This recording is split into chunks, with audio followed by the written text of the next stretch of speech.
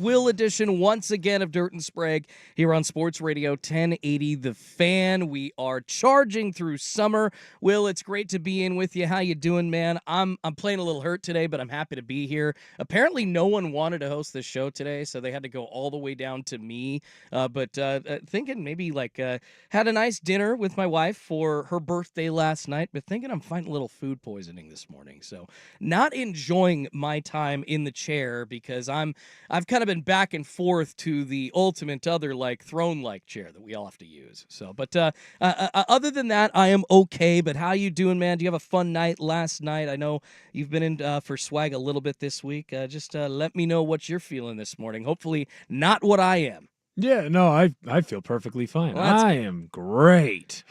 Tony the Tiger great? Oh, dude, I'm having an elite day. I'm channeling my inner PJ Fleck. And right now, I'm house sitting for my cousins. They just got I think he's 11 or 12 week old. He's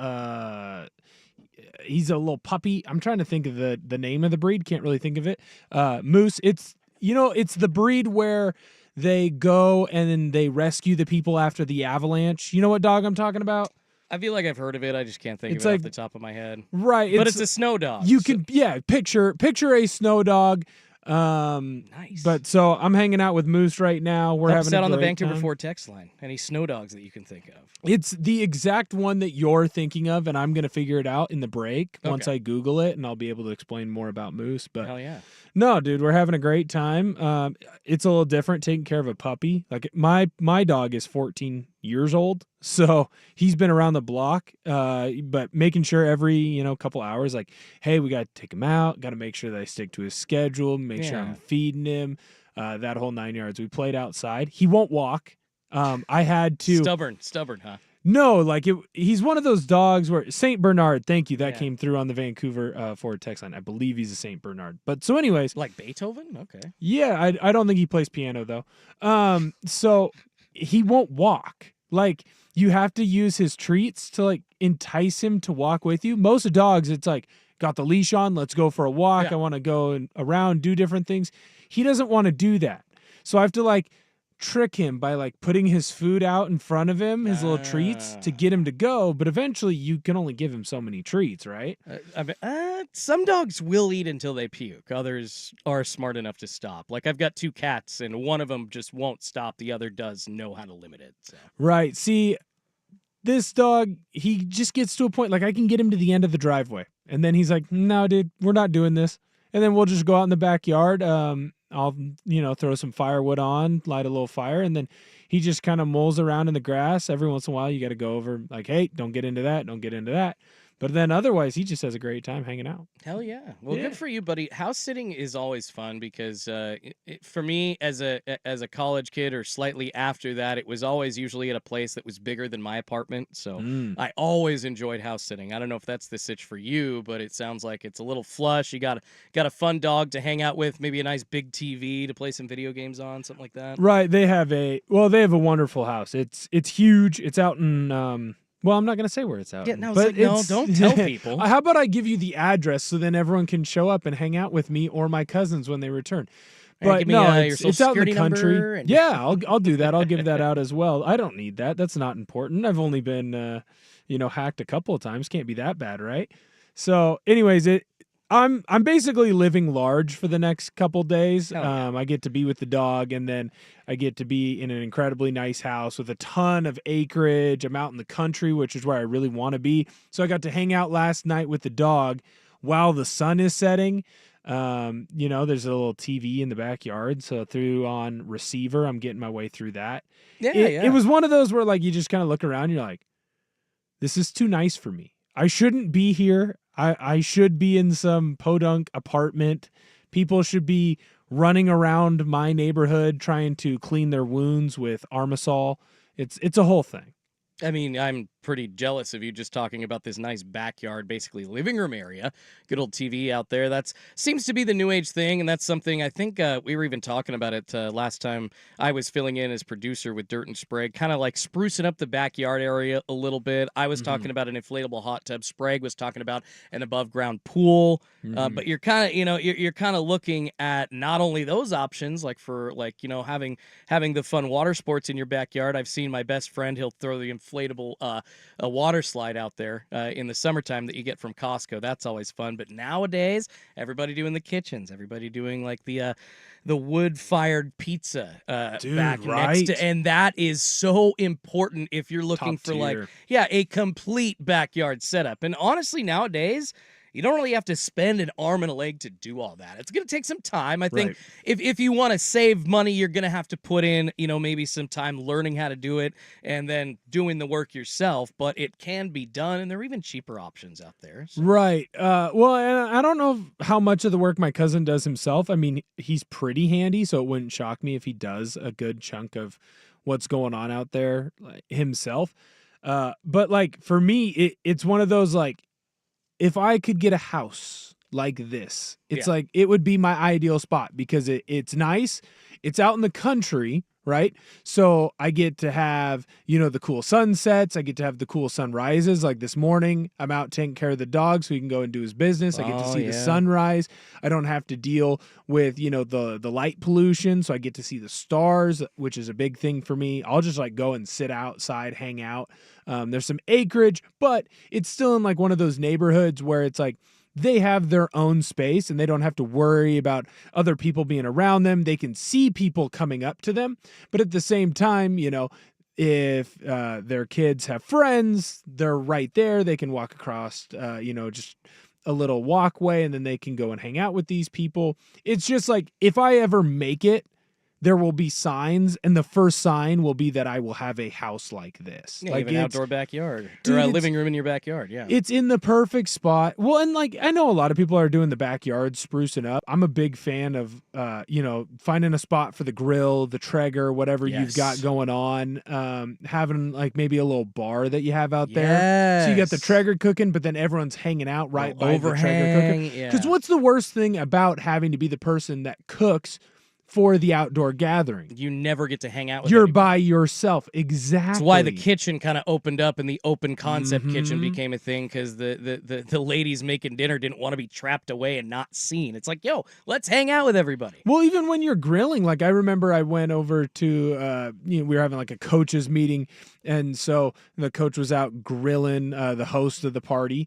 And it was in a perfect spot where like half of the people were inside in the kitchen hanging out doing that thing. The other half of the people were out and they were out talking with the grill master and that whole thing. It's why, one, I can't cook. But two, I've always been a big believer in be the cooler guy, not the grill guy. Because the cooler guy, you're pretty cool because it's hard to mess that up. Like get some ice, get some good drinks, whatever you need, have some stuff for the kids, have some stuff for the adults. Smart, yeah. But then you get to like enjoy still people's company. You get to do that whole number. But now I think with this evolution in the backyard grilling game, like you can go out and be the grill guy and still have these conversations, still meet the people that you want to meet. Don't feel like you have to feel rushed before you start putting food on the grill or feel rushed after. But I think the sneaky thing that's great about it as well, no one can come and walk over your shoulder and be like, it's time to flip that. Oh, they can't. Yeah, they can't do the assist. Mhm. The kind of just what's that? The passenger seat grilling. I like to call it. Right. Like, bro, you're not driving the grill. The Monday morning grill back. Ah, yes, exactly. It's Mhm. like you give me all the tips on how to season stuff, on when to flip it, but then I see you pressing the juice out of your burgers every time you get on a grill. So I'm not quite sure that I'm going to take any advice from you. Right. No well, thanks. well, it's one of those things like you don't critique someone else's driving when you're in the car with them. You don't critique someone else's grilling when they're grilling for you. And you don't critique some others like child rearing when you're watching their children, right? Yeah. Those are like the three big no-nos that I'm learning of adulthood, where like my idea of like three big no-nos was like you don't show up to the party empty-handed. Yes. You don't drink other people's beers Yes. when you don't bring beers, or if you bring bad beers, you better not drink my good beers. And then the third one is Yeah. like, just always make sure you have a buddy get home. Like Yeah. have someone call the Uber. That's But fair. no, it's being out there. I'm being spoiled right now. I get to hang out with a cool dog. He's really chill. Lots of naps. Big fan of they have like the floor that they have where his like kind of area is pretty chill, and so Yeah. he's got a lot of fur. He likes to lay down. He likes to be in the shade. Easy to watch for like a 12-week-old dog. My wife and I, this is making me think of an amazing time. And yeah, it was her birthday yesterday. Happy birthday, baby. Love you. I'm sure she is fast asleep, hopefully. Because I think our stomachs got messed up from last night. So maybe she's actually getting some time to rest because we did not do much of that afterwards. But it was her birthday yesterday. And Will, you describing your house sitting experience right now is making me think of my wife and I, for gosh, I think like 2 or 3 years in our early 20s, were very, very blessed with the opportunity to house sit for, it was like a nice ass house kind of back in Tigard here in Portland, kind of just on the outskirts as you're going down to the Tigard Beaverton area. And really like one of those like houses that looks like it's like in a movie, kind of just set in a forest amongst others in a very, very rich looking neighborhood where houses are spread out in a forest, and it's big. They've got a house and then also a pool house as well. It's like a little guest Nice. area. I Ooh. mean, we were living it up back in the day, and that was because my wife worked as a personal assistant for the person that lived there, and it was just quite the experience. And just hearing you talk about this amazing backyard with all of these fun features. I mean, yeah, we had the hot tub, we had the pool, we had multiple places to hang out. I had a birthday there one year. I mean, it was pretty lit for what, 2014, I guess. Right. But yeah, nowadays you can just get stuff for cheaper. I feel like even with like the tiny, because I've got a house in basically like a cookie cutter neighborhood in Wilsonville, but we do have a tiny area on the side. But even with that tiny area, I feel like I can make it into a lot. Yeah, dude. Whenever you can do anything to maximize the outdoor space, and like there's pros and cons about like living here, right? So like in the winter, you're never going to get to use it, which is such a bummer. Yeah. But I do think that is a big pro for the summer months here, because you feel like you have to earn it. Like if you're in LA, I've always had this take. My cousins live down in LA. My aunt and uncle lives down in LA. My grandpa, they live down in the California area. And they do a lot of like, oh, have fun in the rain. Look, I'm hanging out in December outside. It's sunny and it's nice and warm.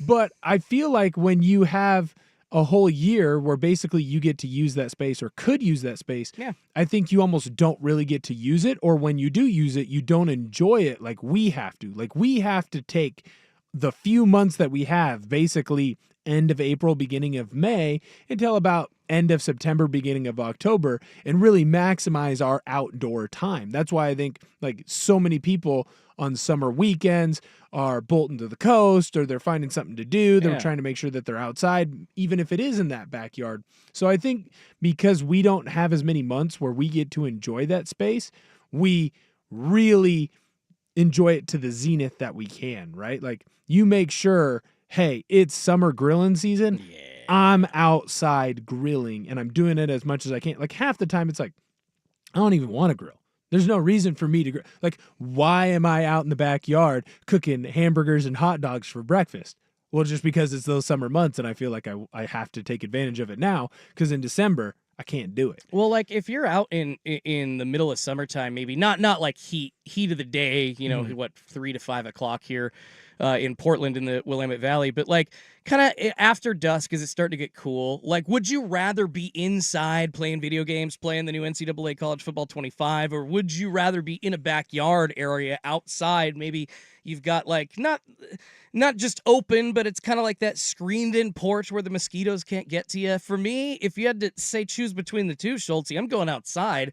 Yeah, I'm still sitting there playing video games, but like I'm at least breathing in fresh air and I'm in nature. I'm glamping my ass off in my backyard, but I still am technically in nature, right? Right. I've also realized as we're going through this conversation that like I'm officially becoming an adult because these are the things that I think about now. Welcome, sir. Where it's like, wouldn't it be really cool if I put a TV in my backyard? Well, first, wouldn't it be really cool if I could have a house so that I could afford to put a Actually put one TV? in there, yeah. That would be really sick.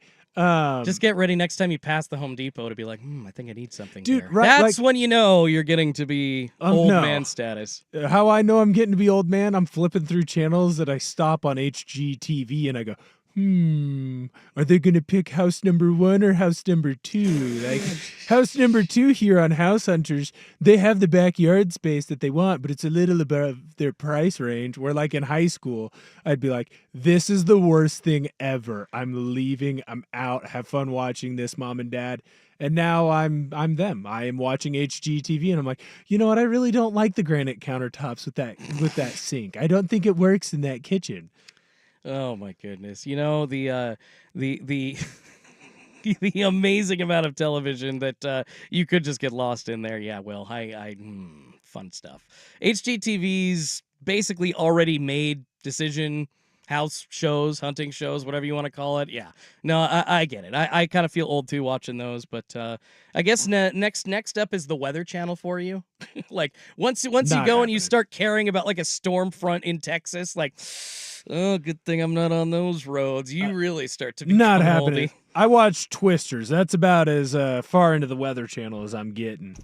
All right, well, we actually do have a sports show. There's been a ton going on. We're actually in the world of preseason football. There's been some news to break down, actually pretty serious in the last 24 hours that we got to get to as far as a major quarterback.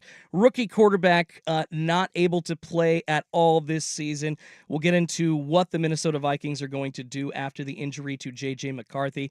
Get to some baseball as well. Aaron Judge hitting his 300th home run last night, a 3-run bomb, helping the Yankees get a win, also becoming the fastest player to hit 300 home runs ever in MLB. So we'll opine on how far he can actually get in the standings. You won't have to pay much to buy season tickets for this team next year. We'll get into that. And coming up at 8, we've actually got to move the daily ticker a little bit, but at 8 o'clock, we've got Eric Garcia Gunderson from Blazer Banter talking about the Blazers moving on from Root Sports. Big news that we've got to unpack. But first, let's get to the question that my dad really wants to know about the Seattle Mariners. A, do they suck as much as he thinks that he does? But B, can they make the playoffs? We'll dive into that coming up next on a Schulte and Will edition of Dirt and Sprague. Happy to be in with you on this Thursday on 1080 The Fan.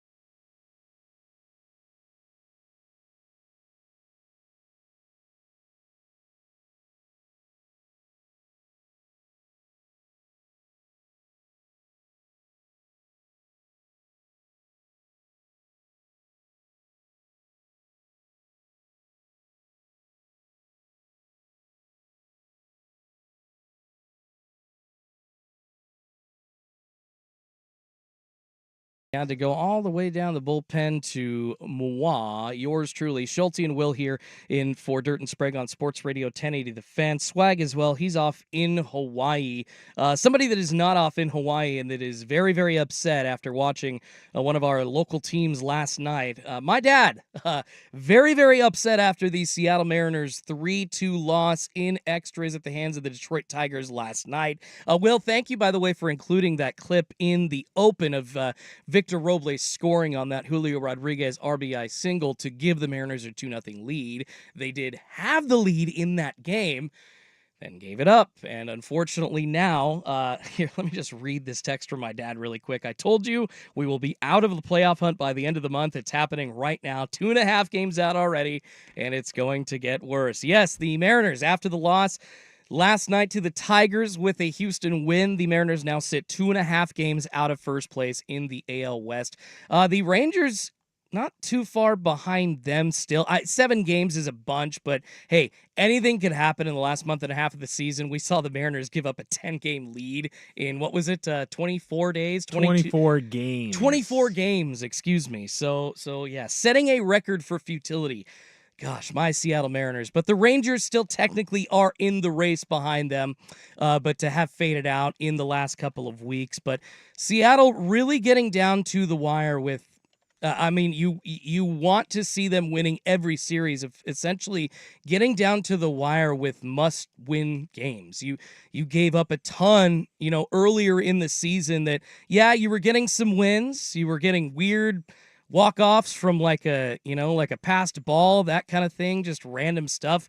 Chaos ball, as the Mariners announcers like to call it, which it's great when it's happening, but it's not sustainable. And then on top of that, the other games where they were losing earlier in the season, you just weren't showing up with the bats at all. And that's actually continued to be a little bit of an issue, it seems, at times here, Will, since the Mariners have tried to turn things around and acquired Randy Arozarena and Justin Turner. Obviously, Julio Rodriguez has come back from injury as well. They're still waiting on JP Crawford, but frankly, his presence in the locker room is still there, so I'm not that worried about having him. What I do want to see, though, is Julio being Julio in August and September that he normally is. Those are usually his best career months. I think 391 is his career average in August, and he's hit the most homers ever in any month of his career that he has in September. So this is the time that we're supposed to see this peak ball, but do the Mariners, with their just inconsistency, and I hate to use that word in the world of sports, Will, because it's just, you're paid to be good, so you're not good. You're essentially not good right now as a Seattle hitter more often than not. Do they suck as much as my dad thinks? And I guess ultimately, are they going to fall short of the playoffs because of this lack of consistent hitting? Well, I think the easy thing for most Mariner fans, right, is you look at what you've seen the last 20 years. And aside from 1 year, you have seen this Mariners team either be absolutely horrific or falter down the stretch. The other thing that goes along with this team is they're on pace for one of the worst averages in the history of MLB baseball. And I understand that batting average is what I'm talking about here, isn't what it used to be, right? It's not the end-all be-all. It's more about on-base percentage but of all time, slugging, and of all time is never a good thing. It felt like, too, at the trade deadline, like you made these big moves. You went out and got Turner, who's fantastic, just a professional hitter, finds a way to put the ball in play. And then going and get Arozarena with the emergence of Robles, you're thinking, wow, our outfield now is full of studs once we get Julio back. And it just feels like they find different ways almost to shoot themselves in the foot, almost like that chaos ball that had been going so well for them the last 3 years, where it's just, how did the Mariners find a way to win that game? They had no business winning that game, yet they did. It feels like all of a sudden it's coming back around. I mean, just look at last night. You're up 2-0 in the 8th. You should win that game. You give up a home run in the 8th, and then you don't score a run in the 10th, and you give up a run for Detroit. Detroit is not a good ball club.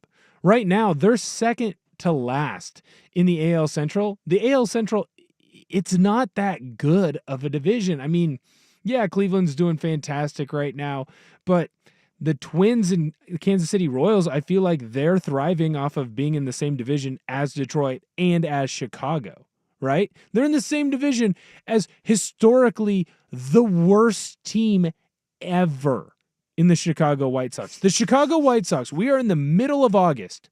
They are 7 games away from having 100 losses on the year. In August. It's an insane number. So some of it is like other teams get bolstered by who they play, but when the Mariners get a chance to beat up on these cellar-dwelling teams, they just don't. They got swept, what, a week, 2 weeks ago against Detroit? Mm-hmm. They're looking a sweep dead in the ago. eyes right now. When you get swept by Detroit, those teams don't usually make the playoffs. When you lose, and you lose horrifically in multiple series to a team that really they're big-time sellers, they aren't going to be a playoff team, and they're not going to be a playoff team anytime soon. That leads me to believe that this isn't a playoff team either. Yeah, it's frustrating when you see essentially a team that's now, I mean, you're in danger of getting swept by the Tigers, so that's 3 games. You're already looking at a sweep of the Angels, a 3-game sweep, and then they lost 3 out of 4, I think, a couple weeks before that to the Angels. And these are... They're like 2-14 or 2-12 against the Angels in Detroit.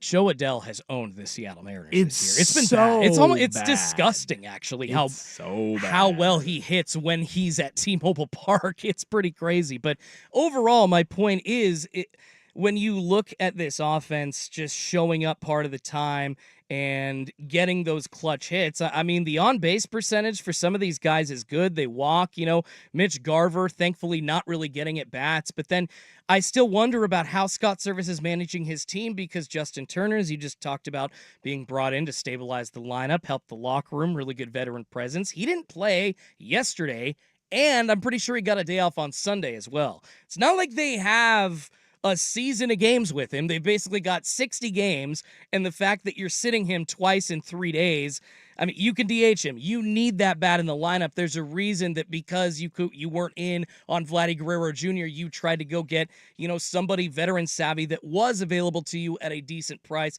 Justin Turner fit that bill, and he is much better than almost every other hitter you've got in the lineup as far as just being a pro goes and how to work the count and situational hitting. So it just doesn't make sense to me that we're still seeing that. And overall, with the offensive issues, man, this team is exciting. They're young. They've got the pieces, Will, but I am not convinced that Scott Service, and there is a lot of argument out there that managers don't really affect the game nowadays, which I would say more often than not, they don't. They basically put the lineup together, help the locker room vibe, manage that, and communicate with the front office essentially. But they do have in-game situations to choose, and they have different things that they have to make a decision on. And there will be points where you look back at this season, Will, that Scott Service's decision-making, as well as this offense, has put them in this position to suck.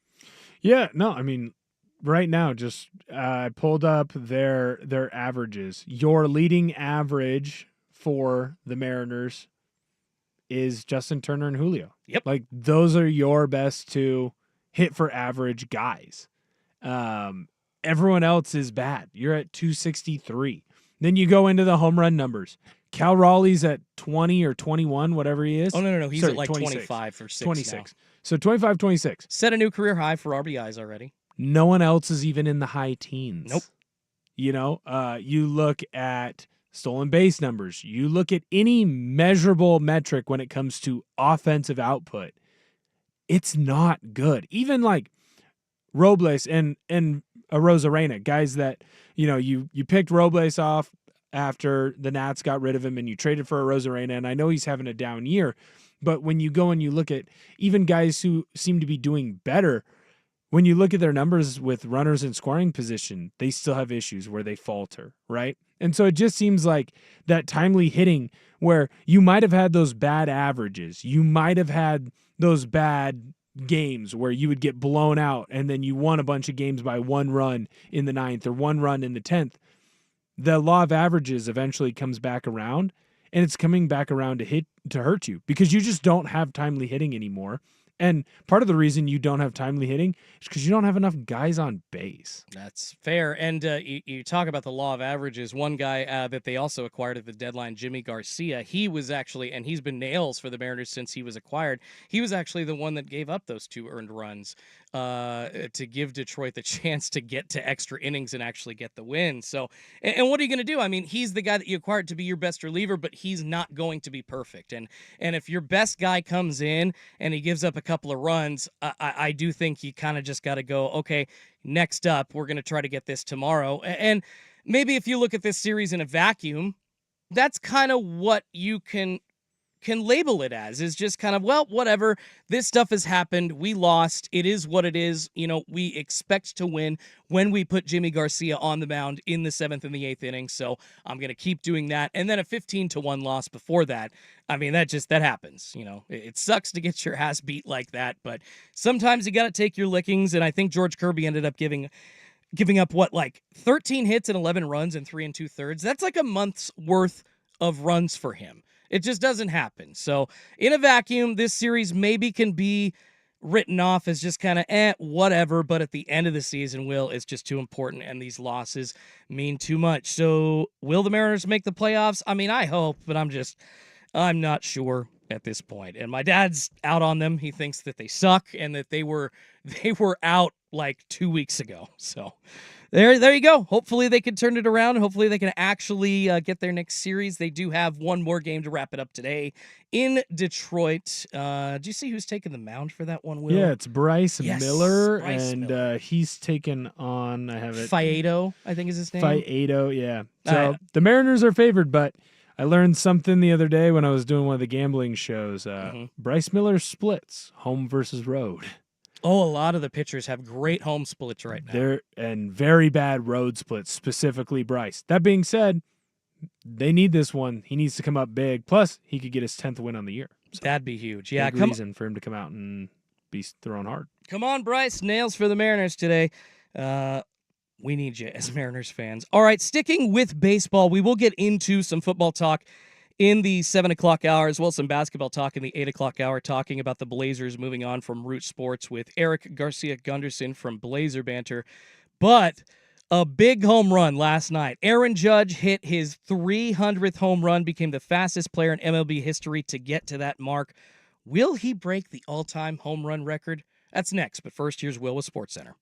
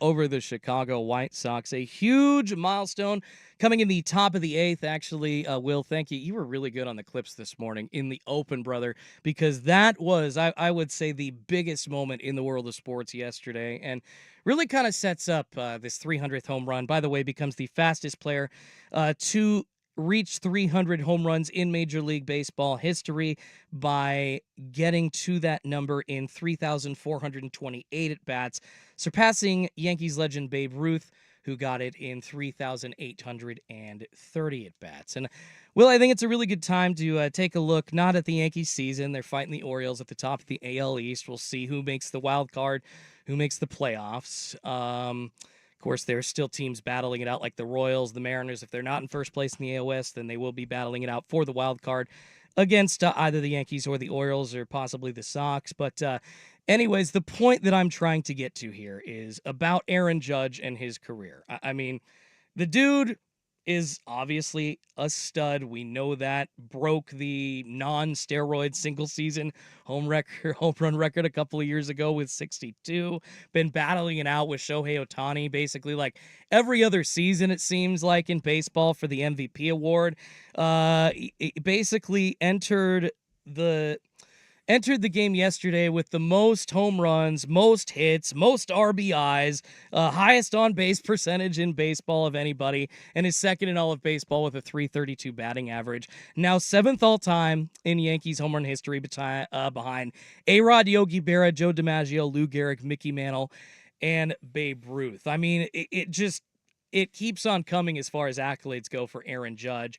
Now that he has 300 home runs, Will, do you think he can break the all-time home run record of 762 set by good old, allegedly roided Barry Bonds? No, he's 32 right now. He has a history of having injury issues, and what's going to kill a lot of players from this era is you have a year where it largely gets taken away from you, and that's not your fault, right? Like the 2020 season had pandemic to be so short, and then you had to deal with other things along those lines, and so you have a year where basically you throw it out, it's gone. Even like the people of Barry Bonds era, Mark McGwire, Ken Griffey Jr., like you have the strike shortened season, but that got shortened, correct me if I'm wrong, in what, August? September? Yeah. Is when they called it. So August, yeah. You largely got a full season still out of that year.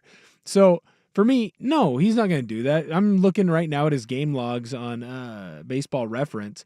In 2017, he played 155 games. Yeah. In 2022, he played 157. In 21, he played 148. Aside from that, this is the 4th most games he's played in a season ever at 120 right now in August. He has a history of getting hurt all the time. By the way, he's 32. So when you talk about your athletic peak, he's pretty much hit that. Like he's starting to hit that downward trend, right? Where you're going to start losing some of your athleticism. You might make up for it in your, knowledge of the game, or, hey, I know what's going to happen in this situation because I've been in this situation before. But when you talk about your peak athleticism, it's going away right now. So I think it's a lot easier when it comes to these all-time records, especially when you're over 400 away from it, to just slough it off. Now, is he one of the more impressive power hitters that we've seen in our generation? Yeah, of course. When you talk new age baseball, there are 3 baseball players that you bring up, and he's number 2.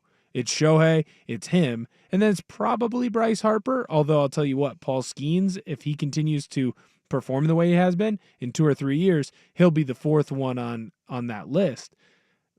But to think that Aaron Judge is going to continue to hit home runs the way he has all the way until he's 42, which is what he'd need if my math is correct to catch Barry Bonds, there's just no way. I mean, I asked the question because you're right. He's up there. He's already 32 years old. But Hank Aaron, for instance, in his age 39 season, second all-time in home runs with 755, hit 40 home runs at 39.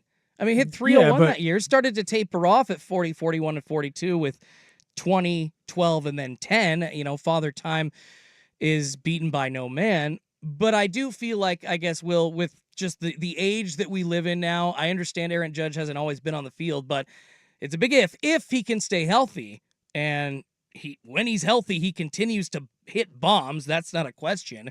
I do feel like there's at least a chance for him to hit it. It's not probable. Not probable. No. But there's a chance if he's hitting 40 to 50, if that dude can hit 50 for the next 5 years, and this is always how these conversations go, right? You look at the overall career trajectory of a player, you kind of try to guess how many home runs they're going to hit, and sometimes injuries derail you. See, Ken Griffey Jr. ended up 6th all time with 630 homers, was thought to be the guy that was going to break the record. Then Alex Rodriguez was going to be the guy that was going to break the all-time record. Well, he got to 700, but he took a ton of steroids and, missed a year and a half of suspension because of that, some time because of injuries, like later in his career, just kind of here and there, took games off of him. So there's just so many different ways that these projections can end up being missed. Albert Pujols on the other side of it, actually.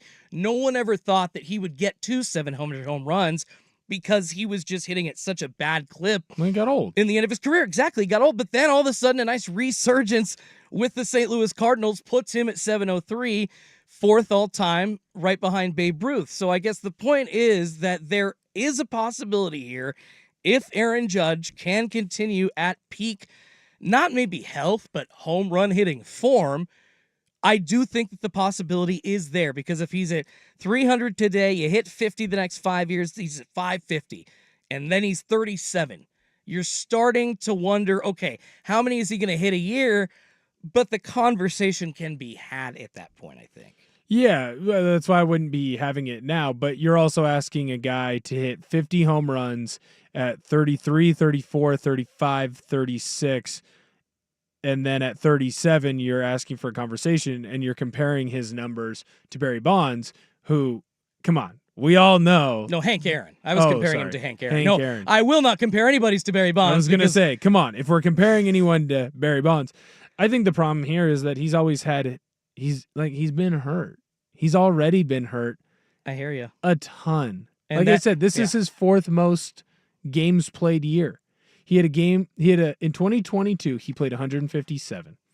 In 2017, he played 155. In 21, he played 148. Yeah. He's at 120 right now. It's the 4th most he's played in a single season. You have to bank on him being healthy and playing somewhere between 150 to 160 some odd games, and he has to keep hitting home runs at the same rate. And pitchers have to continue to keep pitching to him. There's just so much there that I'm not going to think that he's going to get to that number. You have to have drop-off. And if you don't have drop-off, then you should be tested every day because you're on something. That's just life. It's a fair question, bro. That's just life. Like, you go and you talk to anyone who's in their 40s. They'll say, man, I recovered so much more efficiently at 30. I was able to go and run and lift 5 times a week. And now I'm happy if I just get in and I go and stretch. It's what they tell me all the time at the Crunch Fitness that I go to. Yeah. Man, I used to be as big as you, Will, but I can't do it anymore. I'm happy now if I just get in and I walk on the treadmill for 30 minutes and then I do some light aerobics. Like, your body changes and you can't recover and you can't hit as far and you're not as strong, and PRs start to come into play, and he's at that age now. It's going to start happening. You're going to see a decline. Yeah, overall, you just don't see many guys with this because it is hard to keep that consistency through such a long, sustained career. For instance, Hank Aaron never hit more than 44 home runs in a season. That was his high, I think, 3 times in his career. But he literally played for 22 seasons, and the lowest amount of games before his final year at the age of 42, which was 85 games. In all of those all of those seasons, the 20 seasons, he played in a minimum of 112 games, and most often was playing in near all of his team's games. And that's right. That's exactly how you hit home runs. You got to stay on the field. But Aaron Judge hits a ton. And in the world of 2024, I do think it's worth asking the question that if he keeps slugging these homers at the rate that he is, if he can possibly get to that home run record. Fun conversation to have. Let's get into one more baseball conversation before we move on to some football. You won't have to pay much to buy season tickets for this team next year. It's 650 on the Fan.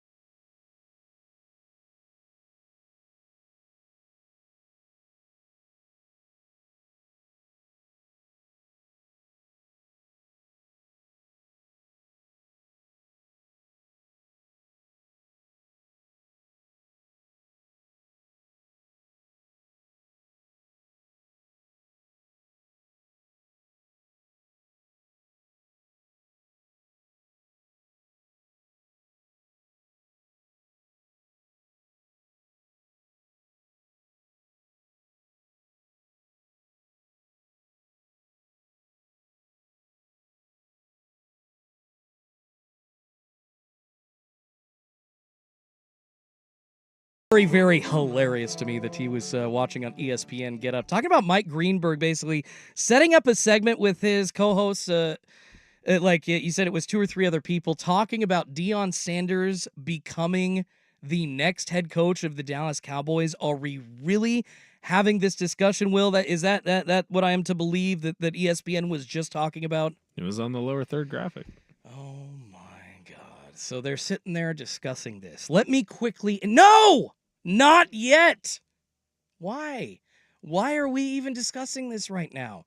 Why is a 4-0 start last year for the Buffs anything to write home about now that you've seen how that team ended up playing against true Power 5 opponents? It boggles my mind, Will Ortner. I can't understand. I love Deion Sanders as like he's exciting, he's fun, he's flashy. I always loved watching him when he played. Watching him do what he did at Jackson State was pretty impressive, and it seemed to me that he put in the work at Jackson State to succeed there. And at Colorado, earlier this week, reports surfacing that there's like trouble with the media there. According to certain reports, Deion Sanders not taking questions from certain reporters because they aren't covering the program favorably. It's like, well, hold on, buddy. So you think, from what I'm hearing, he thinks that people should be covering the Colorado program in a more positive light. And he enjoyed the positive light that they had when he started his tenure there. Hasn't gone that way since, and it's been kind of a slug through the mud for him. Why in any multiverse that exists right now would Deion Sanders be ready to be the head coach of the Dallas Cowboys? Because you have nothing else to talk about. That's why. Oh, come on. Because have a full show today. That's bullshit. Because you and I looked at the lower third and just went, what? Okay. And then we had to sit there and then pay attention to it. Really? That's why they're doing it's super clickbaity. But I do find it funny that there is a national love for him. While he might have an issue with certain reporters or even certain brands, right? Like I think his whole thing was like, well, you work for CBS and CBS has attacked me, so I'm not going to answer your questions, which Donald Trump, like what the hell are you talking about? Honestly, to me, it's objectively funny. Like, well, it is, I would like to be able to do that in my life. Just like, sorry, your name's Ashley, can't talk to me. Don't like Ashley's are mean.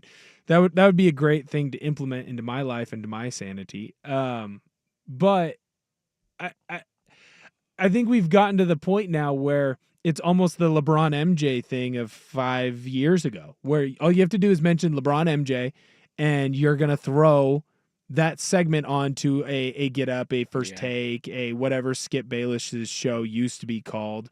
And then you get to have this debate, and it's now Cowboys and Deion, and so you're going to get Cowboy fans over here, you're going to get the Deion fans or largely haters, and it's going to drive all these people to pay attention to this segment. A couple tweets will get clipped and get sent out, and then you pay attention and you get mad on Twitter and you go to your Reddit message boards and you complain about it, but it gets the numbers that you want and that you feel you need. It's just funny that you're going to do that. Like, it's so blatant now. It's so obvious what everyone is doing, yet we all fall for the same trap. But is there even like a real conversation here? Because you're so right. No, they framed it beautifully. They did it to get max reaction out of people like you and I. It worked. Is there substance to this argument, though? No.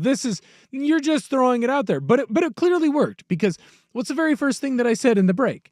I looked up and I go, dude, are you kidding me? They're talking about Deion. And then you go, oh my God, they're talking about Deion. And so you flip it on. And now we've just done 6 minutes or so on Deion Sanders possibly being the next head coach of the Cowboys. Like, we are wrong because we have fallen for the trap, and we should be smarter. Like, we understand this. We understand what they're trying to do, yet they still got us to fall for that trap. And so I just think it's interesting and it's sad at the same time that I think a lot of people that listen to this station in particular are very smart when it comes to sports. Yeah. And they're very smart when it comes to sports shows and when they're trying to have a real conversation and when they're not trying to have a real conversation. Just kind of being clickbaity like this, yeah. And we know what they're doing, and we still fall for the trap. every single time. It's because and I don't know how you don't get out of it. It's because the argument sounds so outlandish, Will. It's because you really do. Yes, the reason you want the clicks, you want the listens, you And want it the works. views. But just the fact that like you want to try to frame any kind of segment that you're having a serious discussion about it's a misnomer in Now- sports, it's a misnomer in the world. Don't do it. Stop doing it. Now I'm watching Greeny take snaps from Damian Woody. This is a great show. Well, we'll try to continue our great show as well into the 7 o'clock hour. Let's switch gears, get into some football talk. Which team is already looking ahead to 2025? We'll talk about them next, coming up on a Schulte and Will edition of Dirt and Sprague on 1080 The Fan.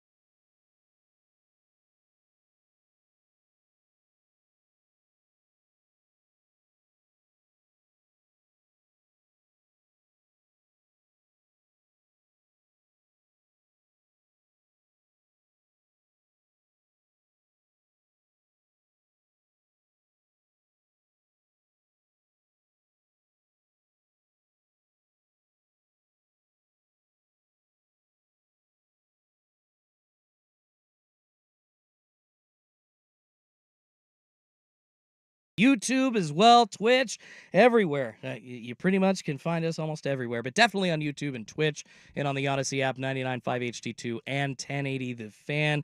Very, very fun Thursday so far, Will. We've been talking baseball, kind of transitioning into football. I do appreciate the feedback coming in on the Vancouver Ford text line after we lamented at the Deion Sanders coverage on ESPN. Next segment, Flat Earth Talk, or maybe some stolen election discussion. Yeah, exactly. It's just the worst kind of clickbaity stuff. And then another one, thank you, Schulte. It's ESPN, and they do stupid questions. Are you surprised? Helping them out by commenting on it. You're right. I need to be better. I need to not react, but it's just so sad that is even framed as a serious discussion. It works. It works. Like, we had the conversation. Well. We all know it. And guess what? It'll be, I mean, that one might not be trending on X anytime soon, but it clearly works because whenever certain shows need topics, MJ versus LeBron comes up every time. I mean, yeah, home run hitters. Like, I guess even admittedly for us, like the Aaron Judge segment was kind of like that, like looking at the home run leaders all time and that kind of thing. But I mean, when a guy hits a milestone like that and he's hitting home runs out of his booty, I think you talk about it. I don't think that's just kind of I don't have anything else to talk about, let's just bring that up. It really is in the news, and somebody on the text line asking, well, why do you care about that? Because such a big milestone. I mean, how many guys actually get to 300 home runs in Major League Baseball? Not a lot. And he's going to be climbing the ranks, basically. I think he's only 11th or 12th behind active players as far as home runs go. So definitely worth it to look at that. But even more worth it, Will, let's shift gears this hour and get into some NFL talk. Even more worth it to look at for the Minnesota Vikings is their quarterback position because, I mean, they're not going to anymore. They have plans to start Sam Darnold under center. That was the idea even to start the season after they drafted this kid, J.J. McCarthy, out of Michigan, 10th pick overall in the NFL draft, out for the season after suffering a torn meniscus. First, we had heard earlier this week there was no timetable for that return, but a torn meniscus ain't good. Even if it's partially torn, you're looking at quite a bit of recovery. And yeah, J.J. McCarthy, the Vikings got the bad news yesterday, I think right after Turton Sprague finished up, actually, that he will be out for the rest of the year. And yes, that does leave the veteran who I think Sam Darnold, he's getting paid like 10 million. 1 year, 10 million. So that veteran kind of plug and play deal. Like, we're going to put you here as maybe a backup, maybe a starter kind of an amount. I think Jared Stidham's getting half that in Denver at $5 million. And we'll talk about him coming up at 7:30 and the competition with Bo Nix under Sean Payton with the Broncos. But J.J. McCarthy really leaves a big hole in the Vikings offense, in my opinion. So first, I want to try to examine what this does as far as affecting the Vikings, and then we'll try to look at it a little bit broader, looking at the NFC and the effect on maybe the NFC North. Very stacked division up there, very talented, and of course the Lions in the NFC Championship game last year. I don't know, it might be a little bit easier for them to get back now, but first, this sucks so much for Minnesota, Will, because you obviously want to get your young quarterback in as soon as possible, get the full year.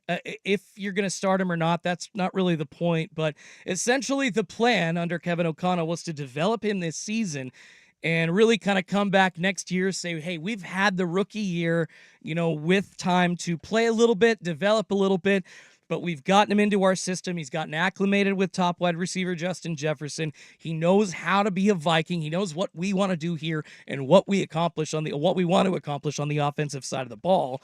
And now you don't get that. And I do feel like that camaraderie, that you see, that team building that you see. I'm sure they experienced it in the 2 quarters that he played in the preseason before he got injured, but losing that for a season, Will, is really tough. It's simple stuff, but to basically now leave the vibe of the room solely on Sam Darnold when it comes to getting in the huddle, when it comes to leading the offense, because, I mean, I'm not a fly on that wall, but I guarantee you the veterans in that locker room are not just leaning on Sam Darnold as the go-to leader, but it is going to be tougher for him to do that, at least in my opinion, and with no J.J. McCarthy there, because essentially it just kind of changes the vibe, and that expectation that they had for you and Kevin O'Connell and the organization had for you at the quarterback now changes very suddenly. So it sucks for the Vikings, and frankly, it sucks even more for Sam Darnold, in my opinion.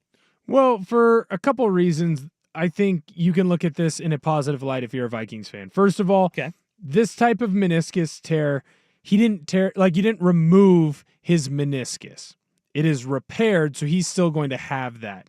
If you don't have that meniscus, that's where you get that kind of bone on bone. Now, if you have to completely remove someone's meniscus, he would probably be back by week 1, maybe week 2 or 3 at the latest. That being said, in the longevity of your career, you break down much faster because you don't have that speed bump there to kind of break. They basically call the meniscus like a brake pad, right? Yeah. When you're trying to start and stop. So when you don't have that, you have that bone on bone. That's where you see the issues that Brandon Roy had, where Dwayne Wade had. Joel Embiid continuously has these issues. And so for the longevity of their career, it's actually worse for them. So having this type of surgery where you're just repairing the meniscus, yes, it's a longer recovery time. But when you look at the longevity of JJ's career and you hope that he comes in and is a franchise quarterback, this is a good thing. Okay. Now, that being said, I think if you're a Vikings fan, you can still twist this around to work in your favor. Okay? So you had no plans of being good this year anyways. Unless J.J. McCarthy came in and absolutely popped and your defense turned around, you were going to be a frisky team, but you were probably not going to be in the hunt for the playoffs. You weren't going to be on Kornacki and his khakis. Like that, a frisky team. Right. You weren't going to be on the in the hunt graphic in the middle of December. So now what you get to do is, and it's a bummer and it's a pivot, you don't get to look and see the growth that your quarterback has. You get to look and see what you can get out of Sam Darnold. Now, Sam Darnold, I believe you know what he is. But that being said, 2 or 3 years ago, I would have said the same thing about Geno Smith. Yeah, that's fair. And Geno Smith came in and he's now turned into a quarterback for Seattle. Obviously, Sam Darnold would not do that in Minnesota, but he would then become, if he comes in and he has a Geno Smith type year, he becomes a huge trade asset, right? So you can either trade him away at the deadline or you can try and re-sign him and trade him away later. If he comes in and he is Sam Darnold that we all know and love, and he sees ghosts and he struggles and your defense struggles to get stops, well, then great. You are already going to get a high draft pick. Now you have an opportunity to have a first-round pick that is going to be top 10, maybe even top 5. Well, that also puts your second-round pick in that top 10, maybe even top 5. So then what you can do is you basically get 2 first-round players that you can use to build around JJ or to build a stronger defense. So I think that there is a blessing in disguise for Minnesota fans, even though when you look at this season, it feels lost because every time Adam Schefter tweets anything about Minnesota, it's a cornerback has gotten hurt. Yeah. A tragedy has occurred, right? Your quarterback has gotten hurt. Jordan Addison had to leave practice Thankfully, early. he's going to be okay, it sounds like. But Right. yeah, they're not going to lose him long term, but still. Yeah. So you kind of have to look at this through the lens of this year is lost. So how do we maximize the growth? You almost become a Blazer fan. You just hope that your front office is able to make the moves and your coaches are able to coach up the players to turn it into a quick lost season, a rebuild, and then you're a playoff team in 3 years. A very Blazers fan-esque, basically having to take that, very tiny, small sample performance of J.J. McCarthy, which initially I think he kind of struggled, made a couple of throws that, he maybe could make in college, then not necessarily translating to the NFL. But then after that, it seemed like he really warmed up and just got comfortable and surpassed my expectations. It's the preseason, and I don't want to get too high on any of these rookie quarterbacks, but I was like, okay, JJ, I see some competency there, and you look like you could be an NFL quarterback, so it's discouraging for Vikings fans to kind of have to deal with that and essentially act like Blazers fans. So hanging their hats on like a 20-game run by Scoot Henderson at the end of the year last year. But Will, I do want to ask you if this just automatically allows the Fighting Dan Campbells and the Detroit Lions to win the NFC North. Right now, betting odds have the Lions at plus 130, Packers plus 200, and the Bears now plus 340 over the Vikings at plus 850. I kind of already thought that the Lions were going to be like a 12-win team this year. I don't see them. I feel like they've gotten better on the offensive side of the ball. I don't see them regressing. And now with one less, Chicago's going to compete a little bit, but in my opinion, it's going to be Jordan Love and Green Bay that's going to be the main competitor. But I don't think Detroit's going to have much issue winning this division at all. This injury doesn't change anything to how I thought this division was going to go. Yeah. If you would have asked me in July, I would have been a lot more bullish on Jordan Love and the Green Bay Packers. I feel like as the season went on, he did continue to improve. Now, that doesn't mean that they're going to beat the Lions and win the division. Of course not. But I would have been a lot more willing to listen to an argument of, hey, could they go 1-1 against Detroit? If there's some injury luck that, goes against Detroit's way, could Green Bay come in and surprise some people? Yeah, you start looking into Jordan Love's numbers, though, and it's a little misleading because you have all these thoughts of, hey, he kept it close with San Francisco. He absolutely dismantled the Cowboys, but you start going through the numbers, and yeah, he dismantled the Cowboys, but that San Francisco game, he wasn't fantastic. He wasn't lighting the world on fire. You just kind of have to trust that he continues to progress as he gets more time in front of other people. I would still say Detroit would be my favorite, but the more and more that I watch Caleb Williams, the more and more I think that Chicago is going to be extremely, extremely frisky this year. Now, I'm not going to say that they're a playoff team, but when we're looking at this in the final 2 weeks, if they don't have a major injury, this is a team that will be in the hunt, right? Caleb Williams looked awesome. And I understand that it's preseason week 1, but there are throws that he was making that only one or two other guys can make, and he's doing it right now. Now, the problem is his ability to make those throws are also going to be his greatest weakness because he's going to trust his arms at times more than he should. We've seen it with a lot of strong-armed QBs. Matthew Stafford early in his career. Brett Favre was notorious for doing things like this, right? Yeah. And so you are going to have games where you look at Caleb Williams and you go, what are you doing? Just throw the ball away and live to fight another day. But for every time that you see one of those, you're going to see another one where you go, oh my God, he threw that ball off platform, across his body, across the field, and he still hit Rome Odunze right in the numbers, and Rome was double covered. So for every big-time mistake that he has, I think you're going to see some big-time throws. Just understand that there are going to be games where they lose, and it's going to be because Caleb makes mistakes, trusting himself too much. Yeah, I mean, Caleb, he does tend to, this isn't when he's on the run out of the pocket already, but when the pocket collapses, he tends to kind of just run backwards. He did do that at USC, and you take a 10, 15-yard loss on a sack, it's literally the last thing you want to do as a quarterback. You either just got to take the sack in the pocket or get rid of the ball. But on the other side of it, yeah, he's really good, at least from what we saw, with everybody connecting. I mean, he's got an offense that I would love to see any young quarterback just kind of fall into as a rookie with DJ Moore and Cole Kmet and Keenan Allen. Those guys, then DeAndre Swift being brought at the running back position, are going to make it so much easier for Caleb. But as far as the challenges to the Lions go for the NFC North overall, I guess I hear you saying that they're going to be a frisky team, but yeah, sounds like it really is going to be those two and those two only, even if the Vikings had J.J. McCarthy going forward. So really, any change? No, not so much in the NFC North and the NFC overall, but definitely a sad season that the Minnesota Vikings are going to have to sit through without their rookie quarterback in J.J. McCarthy. All right, let's shift from a rookie quarterback to a very veteran NFL quarterback, or one that maybe hasn't been in the league for a bit. Is it time for this controversial NFL player to finally be allowed back into the game? It's 7:20 on the Fan. How's your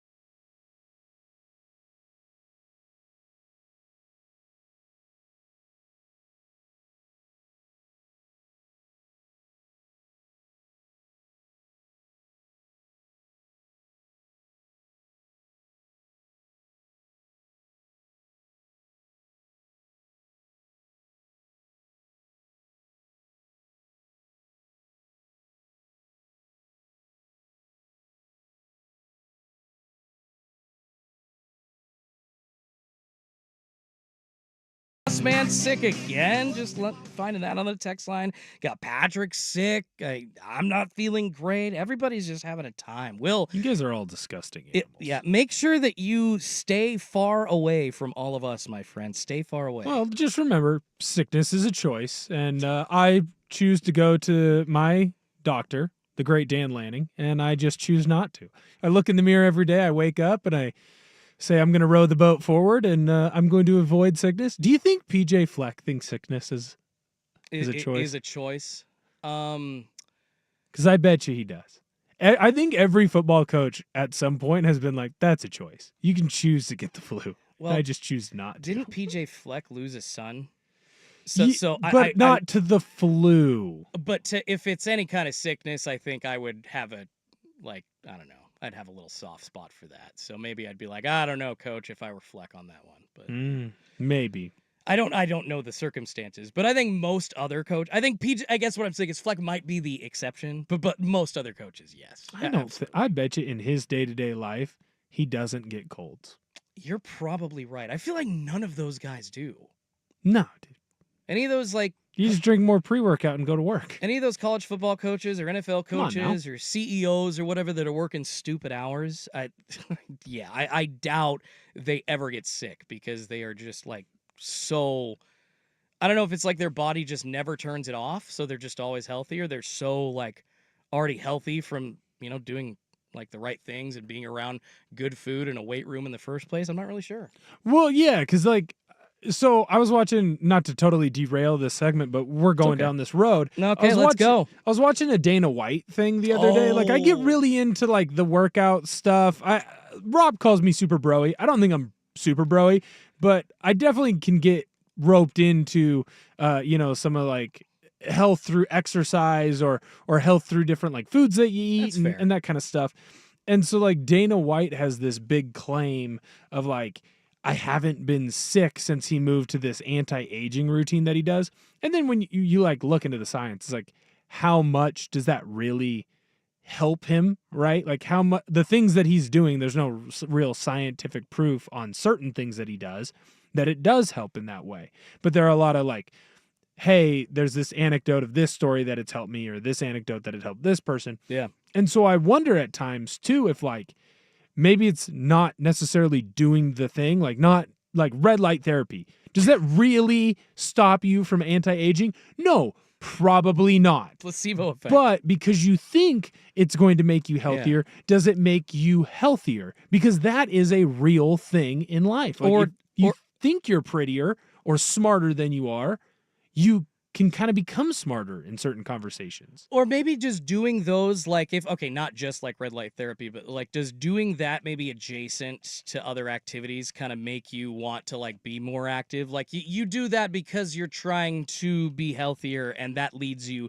to make other decisions in your daily life to be healthier. I don't know. Yeah, I don't totally understand that. Well, and the other thing too is a big one that now people push are the different diets and how eat so carnivore diet, you only eat meat. People have been pushing diets forever. That's how that right. But the large claim on the carnivore diet is it's helped cure me, and I don't need to take this medicine or that medicine.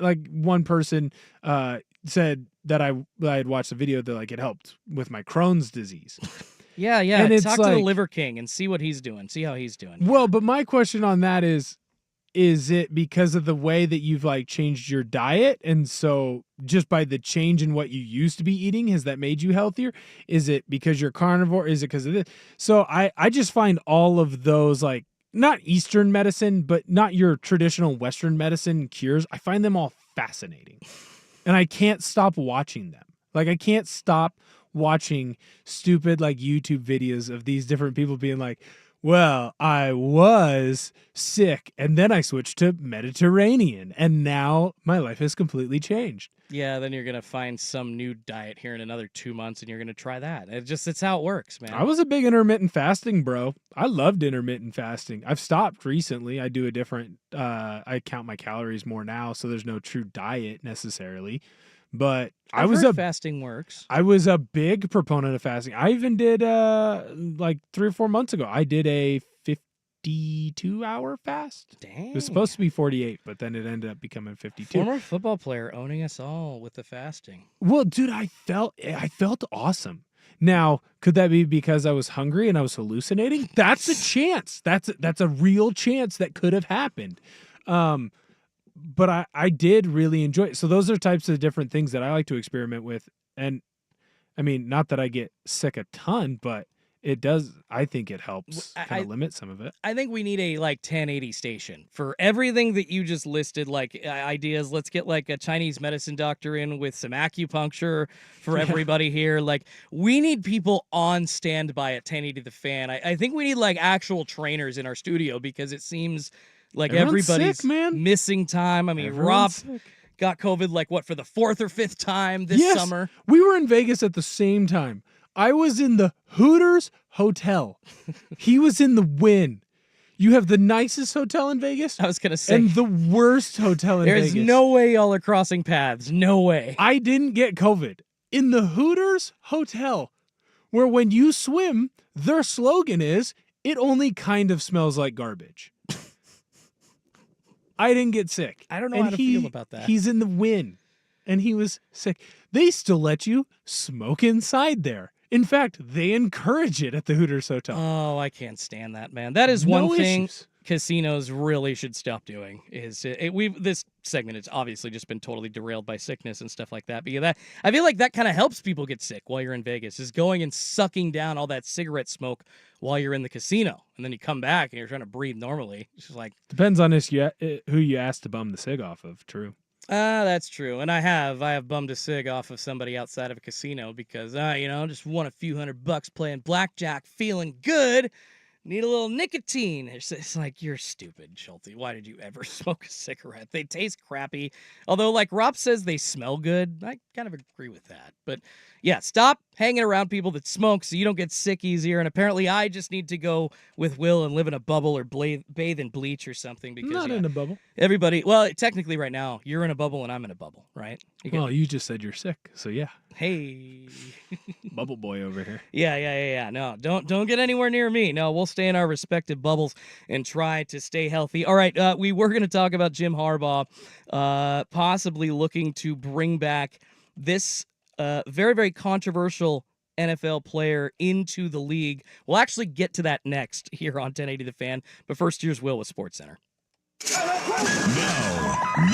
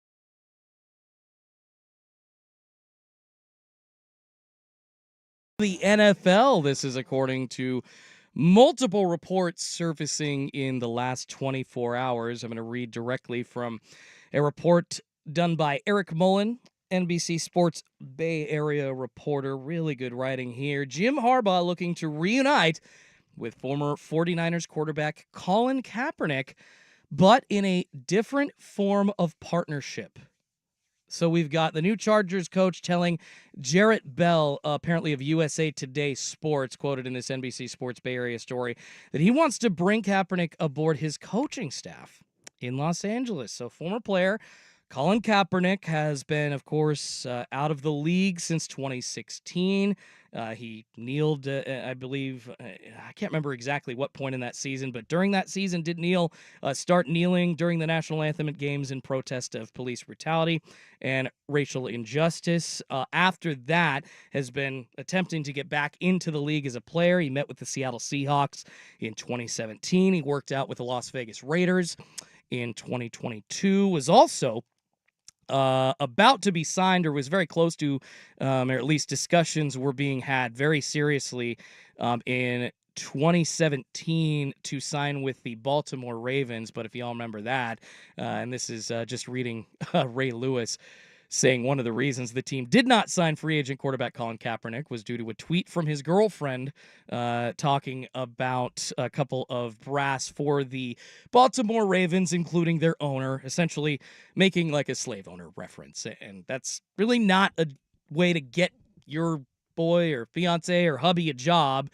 And so, yeah, that did not happen for him either in 2017 with Baltimore. So essentially, different attempts by Colin Kaepernick to get back into the league, really trying to push back in as a player, but now he has a major, I think, I'm not sure anybody saw this coming, a major opportunity to be a head coach under a new an assistant coach or an assistant under new head coach Jim Harbaugh for the Los Angeles Chargers. Says he's very open to adding him. Not quite sure that like he'd be like a quarterback's coach or just like maybe like, some kind of like general assistant. But what do you think of this opportunity for Colin Kaepernick to get back into the league? Do you think that it's time? I mean, I feel like there's a lot less implication to bring him back in as a coach than a player. Does he see this as a slap in the face? According to this report from NBC Sports Bay Area, Harbaugh said, we talked about it a little bit, talking about Colin Kaepernick opinion, saying he's considering it. He was out of the country and told me he was going to get back to me. We haven't connected since then. So I wonder, Will, what do you think of this? It's obvious that his time as a player in the NFL is done. Is this Colin Kaepernick's way into the NFL? Well, it doesn't shock me that it's Harbaugh who's the one offering, first of all, right? Yeah. Like, that's his old coach. They had a lot of success together, almost won a Super Bowl together. He wouldn't be a position coach. So he'd be coming in as like, basically you call it a quality control coach. Like a gopher? No, it's called a quality control coach, at least in the college ranks. Yeah. And so that's where I've kind of had the most experience with a coach like this. Basically their job is to assist the position coaches and the coordinators. So one day he might be with the quarterbacks. That's his background. So he might largely spend a day where he's doing all the quarterback drills with the quarterbacks, helping set things up. Yeah. If he notices something, he might be coaching them up on something. Hey, use your eyes here. Look for their, have the proper footwork in this spot. And then the next day he might go and work with the wide receivers. So it's a position where it's kind of your first intro into a football coaching job. It's slightly a step up from a graduate assistant, basically, is what you're talking about. Yeah. If Colin wants to be a part of football and he wants to be a football coach, then this is a great opportunity, and he should take it, right? And a familiar opportunity with his head coach in San Francisco and Jim Harbaugh. Right, and it's a great spot for him if he wants to stay in football and he wants to be a coach as a profession. I think that he has a lot of different things that he can teach other players because he was a player, and he was such a unique player, right? He knows how to talk about, hey, when to tuck the ball and run, or when, hey, let's try and find a way to fit into this window, throw the ball here, whatever you're looking at, he would be an interesting coach. But it also wouldn't shock me if he just looked at the NFL and he said, hey, man, I just don't want to deal with it. Because he is going to be a story no matter what. If he ever chooses to come back and be a coach, whether it is at the college ranks, whether it's at the NFL ranks, or frankly, even if he decides, like, hey, I want to help out at high school, he's going to have a news story that's written about him or shot about him. And he is going to be a focal point. That's just what his life is going to be the rest of his life. He is going to be talked about. And so if he is willing to come back to football and to be a coach and understand that, hey, there's going to be some questions about different things in my life and why I'm coming back, and I'm going to have to answer it, and it's going to be a little bit of a media whirlwind, and then it'll go away, hopefully, then I'm going to continue to do this, and I'm going to try and become a coach. And if he's not, and he doesn't want to deal with that in his life, then he won't. He'll go do what he's been doing recently for work, right? Yep. So, yeah, he's making a bungload of money being a public speaker. Yeah, and an influencer. Yeah. If this is something that Colin wants to do, then Colin should do it. This is the best situation for him to learn how to be a coach. He's learning under his old ball coach. He's going to be a quality control assistant, so he would get to learn a variety of different positions. He would be doing it at the NFL level, so he's not having to recruit people. He's just having to coach. It's a great spot for him.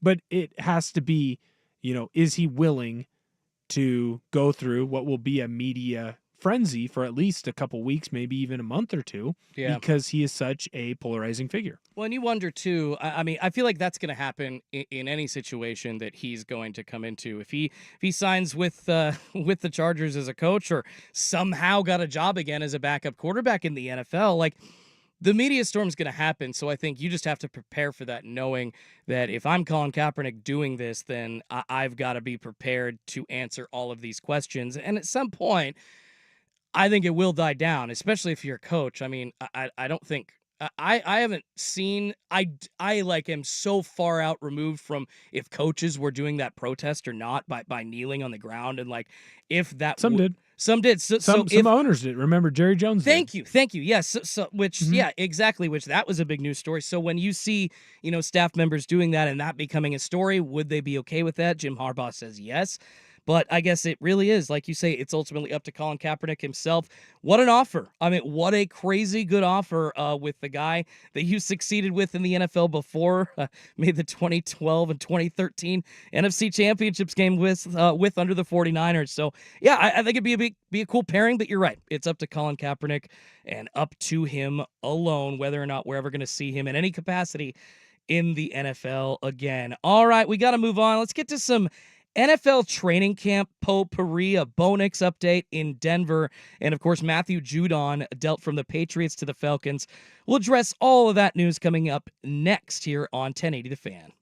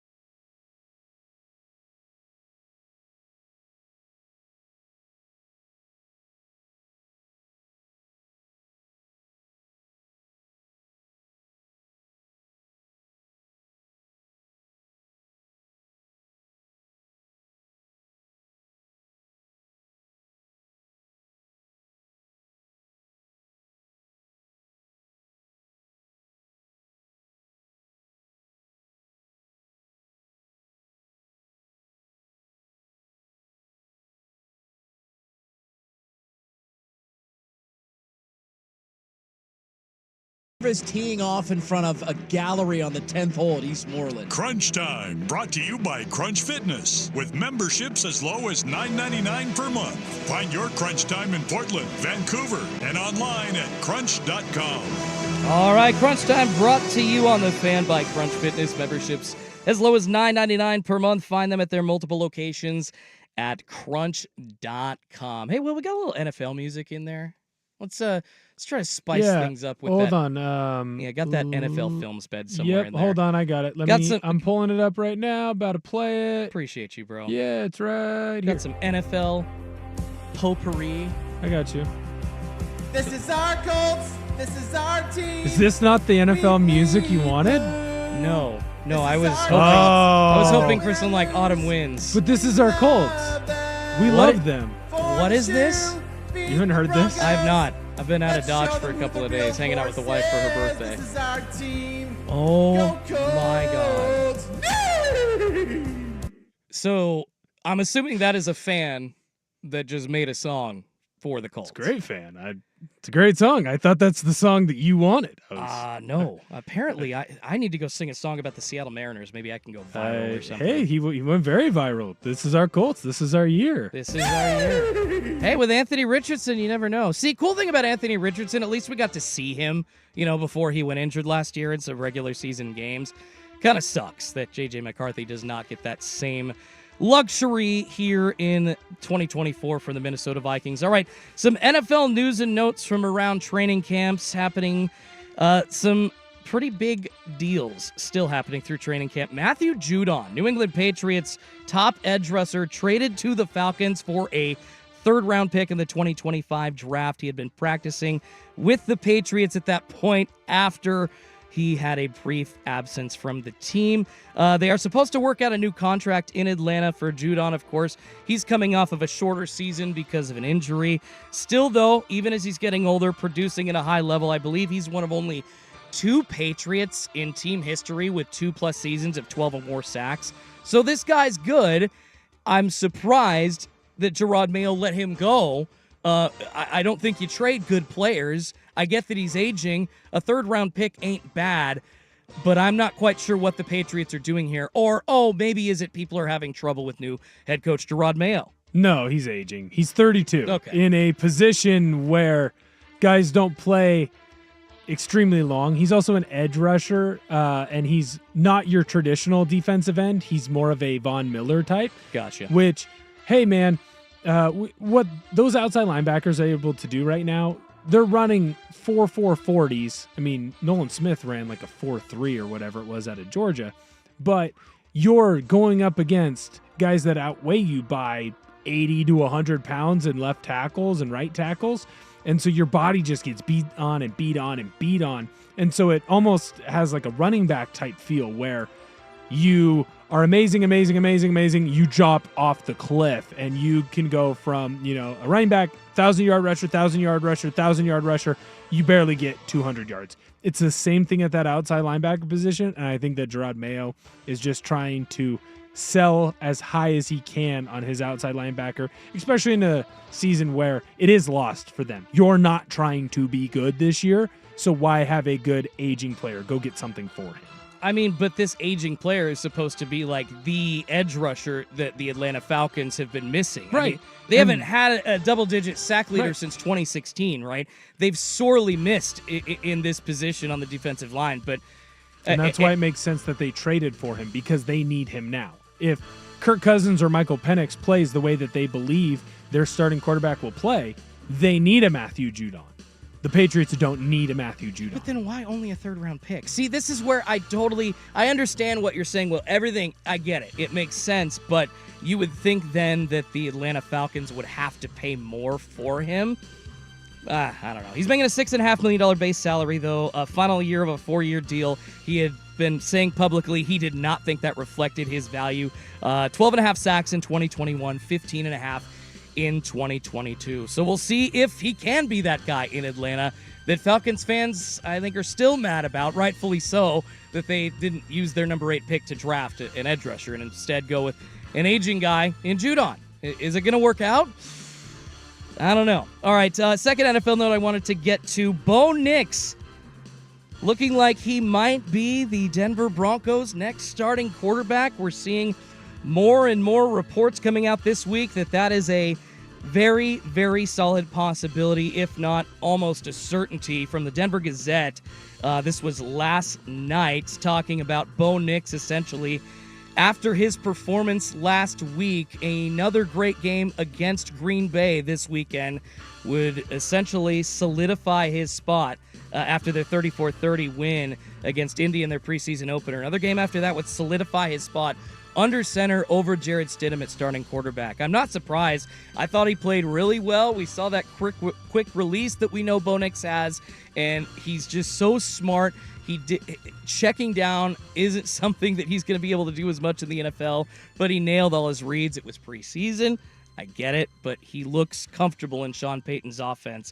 I'm not really surprised to hear this. I love it. And Jarrett Stidham, what the hell are we even talking about him being a starting quarterback? Why? Sean Payton, his style fits Bo Nix's style. Get the ball out quick, attack teams on short, accurate throws, medium throws, and then every once in a while you're going to take a deep shot, right? Like, the joke was always that Michael Thomas wasn't the number one wide receiver in the NFL. He was just slant boy. He was captain slant. Like, that was the whole attack on Michael Thomas. Well, that's what he was asked to do. That's what Sean Payton wants to do. Yeah. Get the ball out of your quarterback's hands quick so you're not taking negative plays. It's a lot harder to throw interceptions when you're getting the ball out of your hands quick on design throws where cornerbacks or DBs or even linebackers in certain spots are back, giving your wide receiver or tight end or running back 5 to 10 yards of cushion. You can attack those spots. That's what Bo Nix was so great at doing in Oregon. It doesn't surprise me at all that Sean Payton and the Denver Cowboys went up and got Bo Nix, and it doesn't surprise me at all that Bo seems to be You thriving said the in Denver that system. Cowboys. That is the best Freudian Denver slip I've Broncos, heard I all apologize. week. The It's Cowboys okay. just popped up on First Take. Everybody's just always thinking of the Cowboys. Yeah, Bo Nix, 15-21, 125 yards and that touchdown. I believe his longest pass was just over 20 yards in that game. And that you can see that play on Twitter. He looks good. I hope he's the starter. Yes, my Duck bias is coming through here. But yeah, according to the Denver Gazette, sources saying a good showing against the Packers this weekend could lead the Denver Broncos, and probably will lead the Denver Broncos to start Bo Nix under center, which they should. The fact that Jarrett Stidham is even in the conversation is laughable.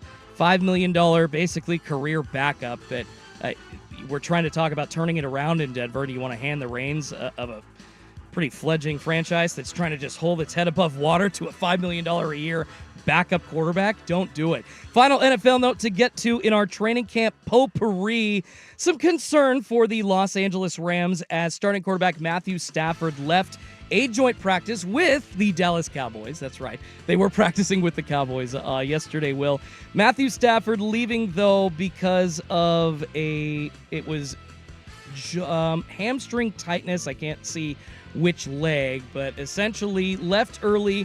They're not saying that there's cause for concern. The Rams are. But if Matthew Stafford does have to miss significant time, I think that the Rams are kind of screwed because Jimmy Garoppolo, he's suspended for the first 2 games because of that performance enhancing use, and then they've got Stetson Bennett as well. So they need Matthew Stafford. It just sounds like a little issue there, Will, but the Rams need Matthew Stafford after their very surprising 10-7 season with the breakout of Puka Nacua last year. Matthew Stafford makes that offense go, but hopefully, supposedly, according to the Rams, it's hamstring tightness. It's nothing bad. Yeah, I mean, he's old. This is what happens. He's 36. You're old, you get beat up. He was thinking about retiring in the offseason anyways. You don't have much longer to watch Matthew Stafford. I think he came back because he thinks he can help push the team forward, right? He still thinks that he has a shot at getting a second Super Bowl. I don't believe that. And I think within a year or two, you're going to see him retire. So if you're a Matthew Stafford fan, enjoy it while it still lasts. Well, I also don't think he wants to leave near $40 million on the table. All right, but we got to get to some basketball talk. We're moving on to the Portland Trailblazers and their separation that they announced in the last couple of days from Root Sports. Got to talk to Eric Garcia Gunderson from Blazer Banter about the Blazers moving on from Root Sports. That's coming up next here on a Schulte and Will edition of Dirt and Sprague on 1080 The Fan. Swag back with you from my friends at Les Schwab Tires.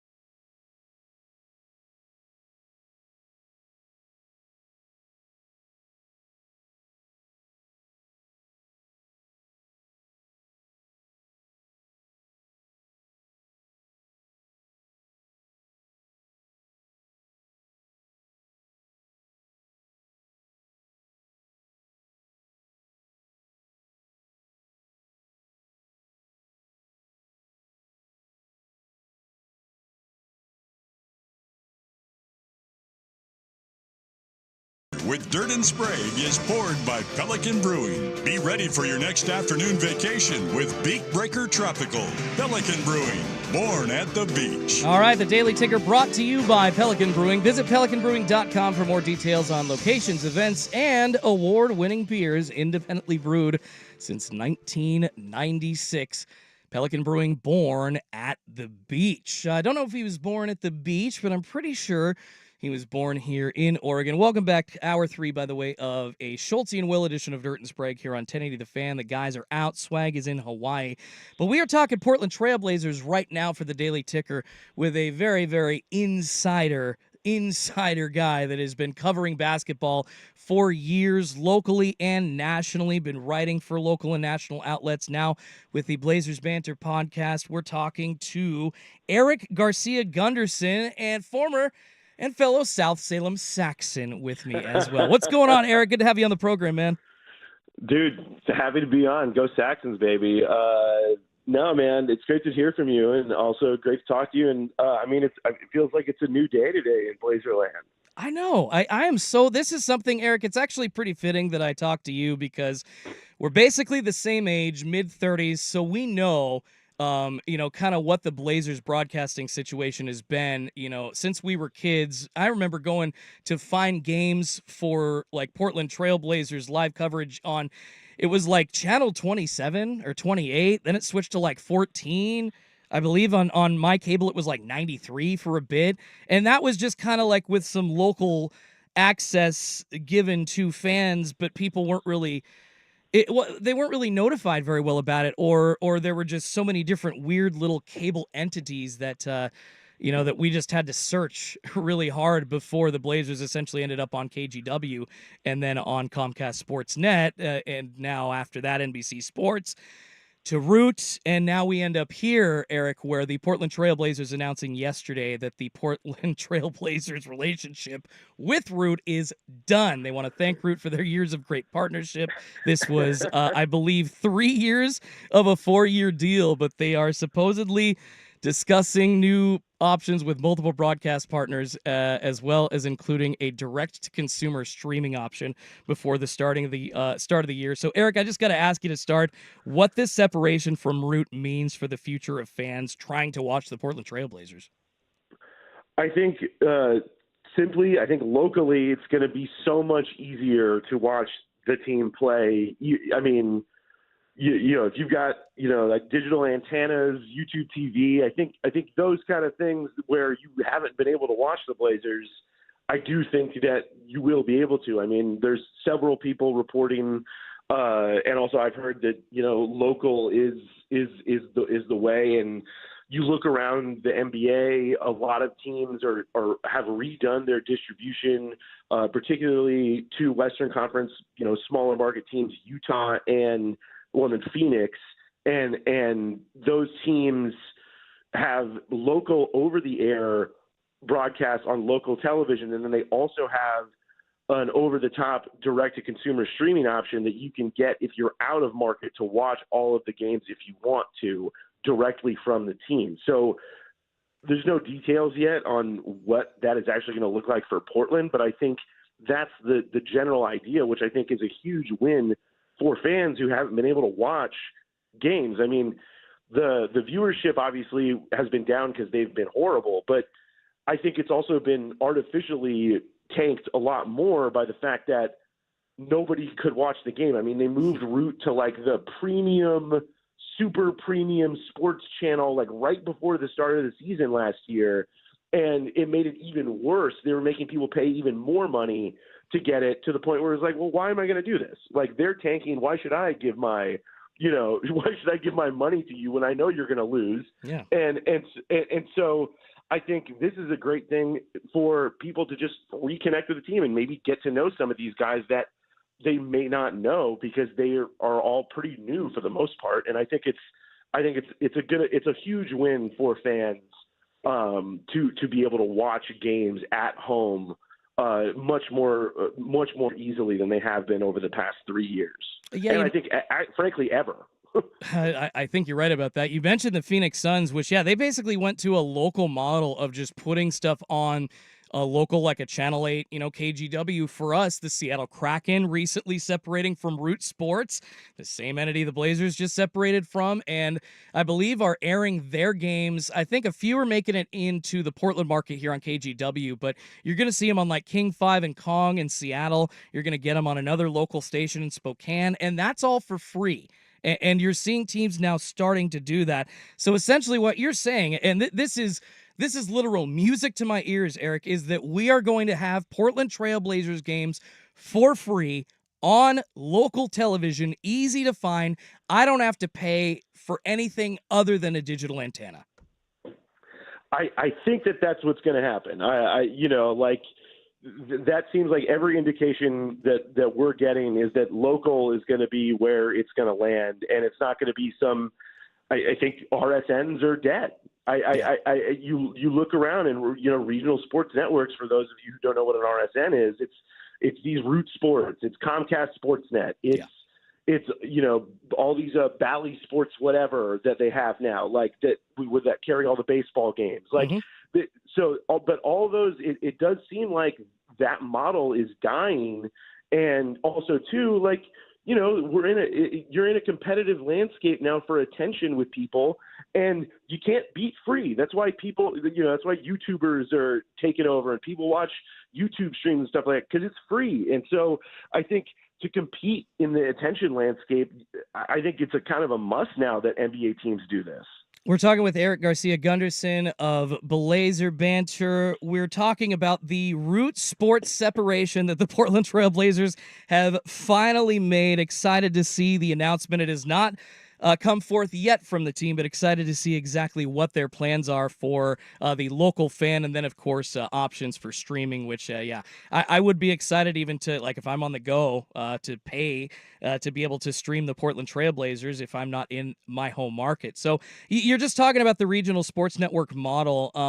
I kind of want to get into, Eric, what you think took so long for these networks to do this. Is it just a case of like these regional networks and then the teams attached to them trying to like hold on for dear life to that cash, and just kind of, that old cash grab model of subscription fees that you talked about being raised up right before the season from cable subscribers, and just not wanting to let that go? Or was there just maybe a lack of innovation in these boardrooms as well? I'm trying to figure out if it's one or a mix of both. Yeah, I think it's probably going to be a mix of both, because I think these ideas have been there to make the games more accessible. But I do agree. I do also think that they wanted the cash. They wanted the cash that Root was giving them, and I mean, it was definitely a bottom line thing. But I think they got to a point where it was like the money wasn't worth it anymore. Yeah.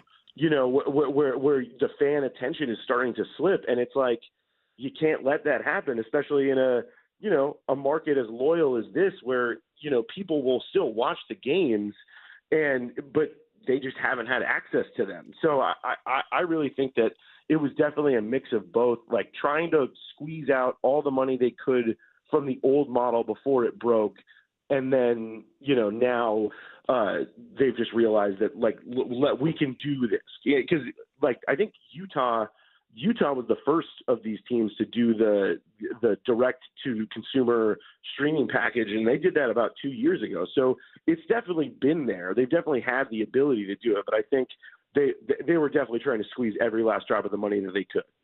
So what do you think this means for Root Sports, essentially? The Seattle Mariners actually own Root Sports, and now the two other big teams that have been attached to them are now gone. Does Root Sports go away? I mean, as you're saying, these amounts of money, we're talking $100 to $150 million, depending on the market that you're in and the team that you are, and essentially regional networks trying to make that money up aren't able to do so. So what does that mean? Is Seattle essentially forced to, start to do this themselves, even though they own the network? Like, I don't see a Root Sports lasting very long without the Blazers and Kraken attached. I'm with you. I don't know what the future of Root Sports will hold, but yeah, I mean, it might behoove the Mariners to shut that down at a certain point, because if they don't really have a business outside of the Mariners and Mariners reruns, I don't know, especially with how the team is struggling right now. I don't know that that's gonna be enough to have a network. I mean, they're not exactly the Yankees. A Graham Bensinger and a Ryan Roland Smith podcast. That's literally all other than Mariners baseball, dude. You're right, actually. It's been a while since I've had Root, so it's all good, dude. I am literally a diehard Mariners fan, so I'm kind of forced into watching them. But I just piggyback on my dad's DirecTV subscription, so I cheat. But getting into that money, the $150 million that these teams are getting, does this local deal that the Blazers are going towards now essentially say to you, because I've always had the mindset that, there are ways for this money to be made up. You can add a little bit of a broadcast fee to like ticket sales for in-game sales. You can add that to merchandise sales. There's all kinds of ways that I do think the fan would be willing to pay as long as they are able to watch the team for free. Access always sparks interest, right? And I just wonder if that's more what's at play here, or if these teams really do think, no, we can make up this $100 million, $150 million that we're losing from these RSNs in other ways. I actually think it's possible, Eric. I think so too, and I think you bring up a great point. You talk about how we're the same age. I mean, how many? We grew up in Oregon. How many Atlanta Braves fans do you know? I had one. Well, I know a bunch of them that they're not from Atlanta. Because of the TBS games. Yeah. Because they were on TBS, and so it's like people grew up with. You could watch. It was easier to watch Atlanta Braves games when we were kids than it was to watch Mariners games.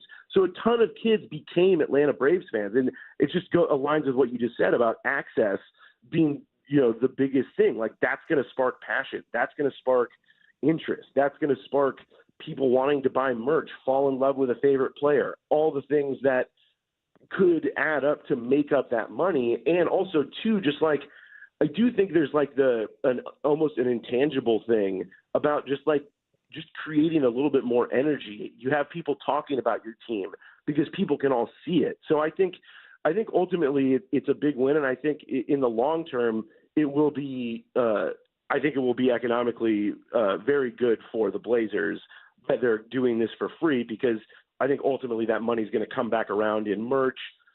People, like you just said, like if you're out of town, getting the streaming package on top of watching them for free. I mean, I think all that stuff is going to come back around, and I think it's going to be really great, I think, for the fan base, and I think it's just a great move by the team, and I think the team president, Dwayne Hankins, deserves a lot of credit for this. Agreed. I haven't heard a lot of people talk about it, but I just wanted to say that out there. I think he deserves a lot of credit for this. No, let's give Dwayne Hankins some props on this, because this is literally, I mean, you remember the years of being held hostage essentially by Comcast Sportsnet, that Portland Trailblazers fans without Comcast were not able to find Blazers games. And that has been going on for literally 15 plus years. So to finally see the light at the end of that tunnel, Eric, I think, yeah, we can all we all own Dwayne Hankins a beer. If I ever see him at the bar, that next round is on me. And yeah, definitely got to give him some props. All right, we'll wrap it up with this, Eric. Eric Garcia Gunderson from Blazer Banter joining us. Really appreciate your time, brother. I know you got to get along, but do you think this is essentially like the model now that all teams are going to do? I mean, maybe besides, you just mentioned Yes Network, maybe like the Yankees and Red Sox will keep Nesson and Yes going, but maybe outside of a handful of teams, do you think this is the way of the future, or will these teams that are still hanging around with Yes and Nesson try to encourage other teams to stick to that model because it's beneficial for them? I feel like a high tide raises all boats, and I feel like Nesson and Yes are going to be holding on to that argument. Yeah, no, I mean, I think that what you're talking about with the Yeses and the Nesson, and I'm thinking about the Lakers too with the Spectrum Sportsnet in LA, and I mean, the Lakers are a huge business. I'm sure they could charge an RSN locally, but but I think that's going to be few and far between. I just think most teams are starting to realize, and the NBA is a league of big markets, small markets, haves, have-nots, if you will. And so I think that the RSN model is just going to be very rare. I think it may still exist as an outlier, like Yes, like Spectrum Sportsnet with the Lakers, but I do think more teams are going to start going this way again to compete with in the attention economy. I just think it's going to make a lot of sense, and with the money that they get from the national TV deals, these NBA teams, I mean, they don't really need the local regional TV deals to make them that much money, because they just go with $76 billion or something from all these other networks. So I think with how big the national deals are, they could, take a little bit of a bath, but I do think it will come around eventually. But I think the RSN model may not completely die, but I think it's going to be an endangered species. I kind of hope it is, because, yeah, I don't know if you knew this, Bally Sports actually was Fox Sports Net back in the day. So that kind of just Mhm. it like came back, like it was like a second life for Fox Sports Net, and then finally looks like it's going to be put out to pasture, and I'm very happy about that. Eric, thank you so much for taking the time coming on with me this morning with such short notice as well. I text Eric at like 11 p.m. last night, and he so willingly, dutifully was like, "Hell yeah, brother! Excited to talk to you." So Eric Garcia Gunderson from Blazers Banter, please tease anything that you would like to tease about yourself. Let us know where we can find you and any other info you want out there, man. I really appreciate you. Oh, absolutely, man. Thank you. Yeah, subscribe to the Blazer Banter newsletter, blazerbanter.substack.com. I write there. I write there on occasion when I can. I'm not writing as crazy volume, but when I do write, I try to bring the heat. So follow along. We got preseason coming up in about a month. So we'll have some season preview stuff down the line, and also a look at where the roster is after all all the moves that they really didn't make, and we'll kind of reset the team there with Chauncey going into a contract year and all that stuff. So blazerbanter.substack.com and blazerbanter on Twitter/X. All right, dude. Thank you so much, Eric. I'm excited. I recommend everybody go find that. And thanks again for taking the time. I know you got a busy morning ahead, but maybe we can have you on soon, talking more Blazers throughout the season. And yeah, you and I got to grab a beer, brother. Really appreciate you. Of course, buddy. Thanks for having me, Schultz. Have a great day. Yeah, you too. Eric Garcia Gunderson, wave at him as he goes. Really appreciate him taking the time to come on and break down this Blazers separation from Root Sports. We'll react to that coming up next. Basketball coverage, though, on The Fan is presented by T-Mobile. Switch to T-Mobile, and you can get tons of benefits and still save on every plan versus AT&T and Verizon. Use their savings calculator, to find out how you can at T-Mobile.com/switch. We'll break everything down that Eric and I just talked about coming up next here on a Schultz and Will edition of Dirt and Sprague on 1080 The Fan.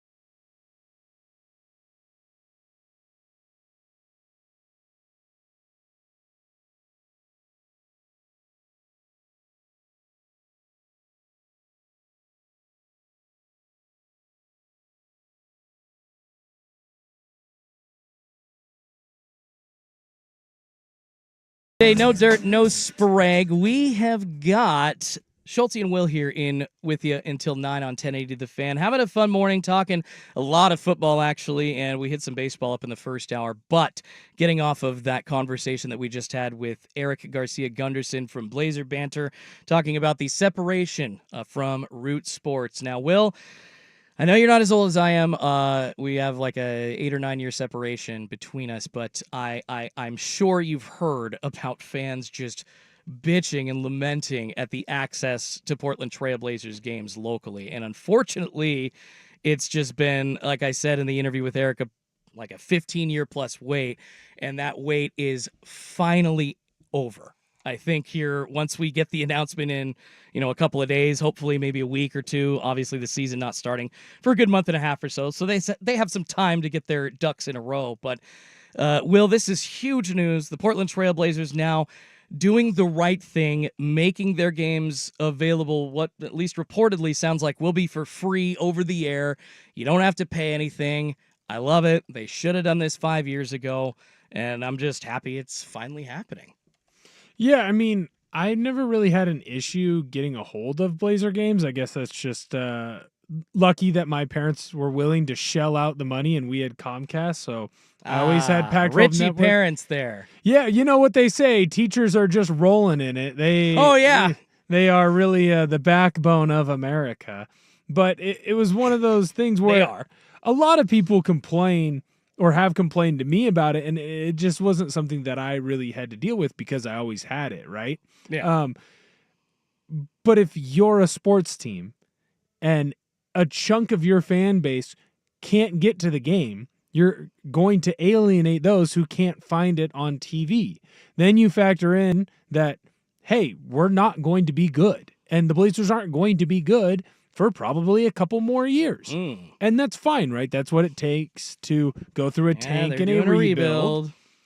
But when you're going through those issues, you're going to lose those fringe fans. So you need to do anything that you can do to make sure that you get as many fans as easy of access to your team. And so this is a smart move by them.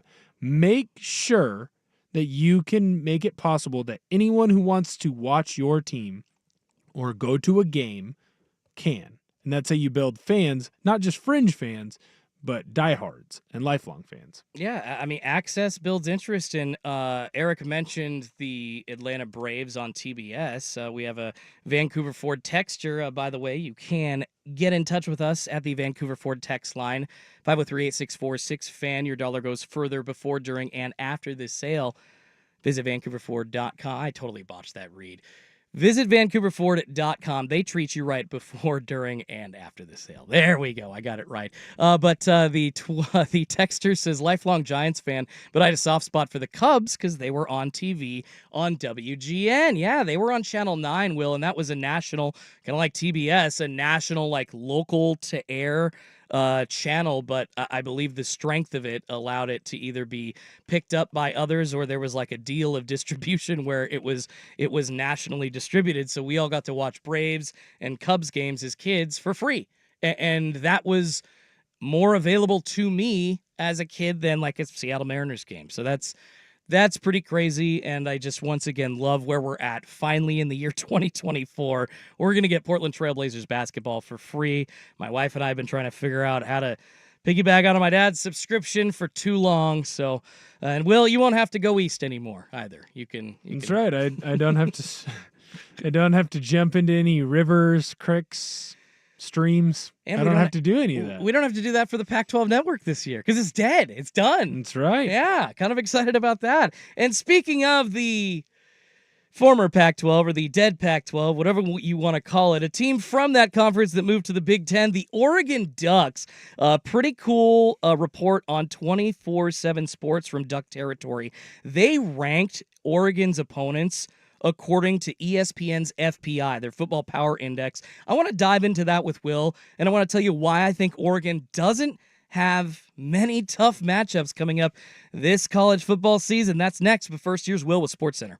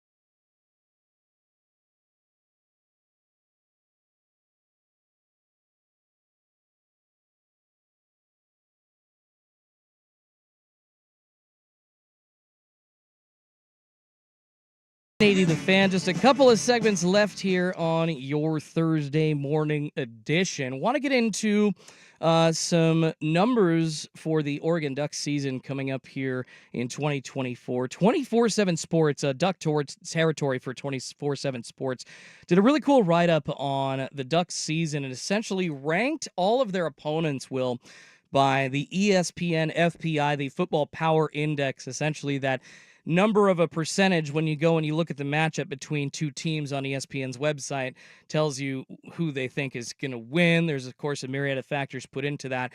It's not something the FPI, the Football Power Index, is not something like I like to hold to the highest regard, but I will absolutely look at it as far as trends go, who the computer thinks is going to win and what the percentage of that is. And when it comes to betting, I'll definitely check that and I'll see what the percentage is. It's who should win on paper. Exactly. Yeah. It's literally just the simulation, but more so just an algorithm running a contest of games, and that's the number that it spits out. But interesting rankings of the Ducks season. So I've heard there's been some talk. I know that the Vancouver Ford text line chiming in says, I thought it was common knowledge that the Ducks have an easy schedule. I have heard from a lot of national pundits that, yes, their schedule seems to be not too shabby, but I've also heard that those matchups in their season with Michigan, with Ohio State, with Wisconsin in a new conference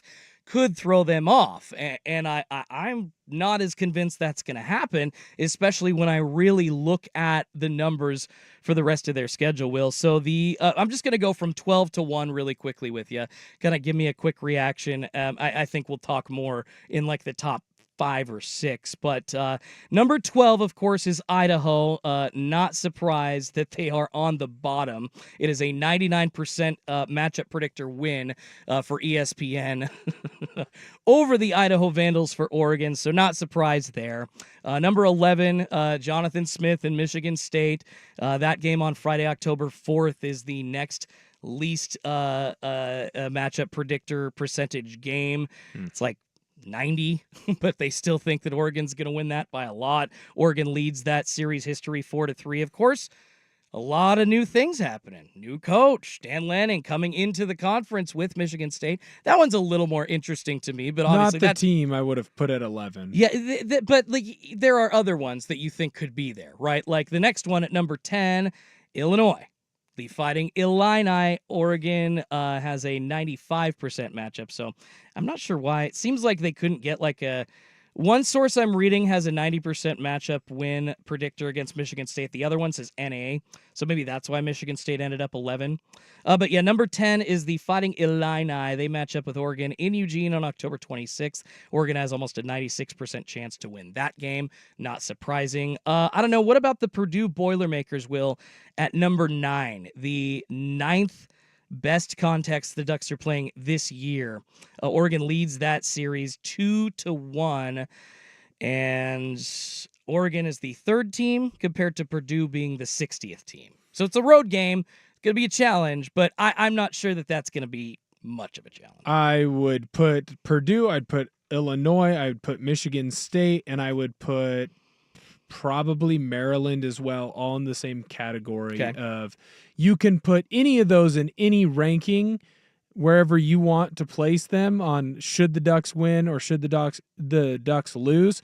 They should all be about 90% they win those games every time. Yeah, so let's go through those really quickly, just all at the same time. Number 8, Boise State, about a 93% chance that Oregon wins that game. I'd put them a little lower. You'd put them a little lower. I like what Boise State has going on over there. I know, I believe they have a new first-year head coach over there, but if they can get anything out of Malachi Nelson, last year, if you watched any Oregon State games, you obviously saw that Boise State was using the young quarterback that was a little bit more fleet of foot.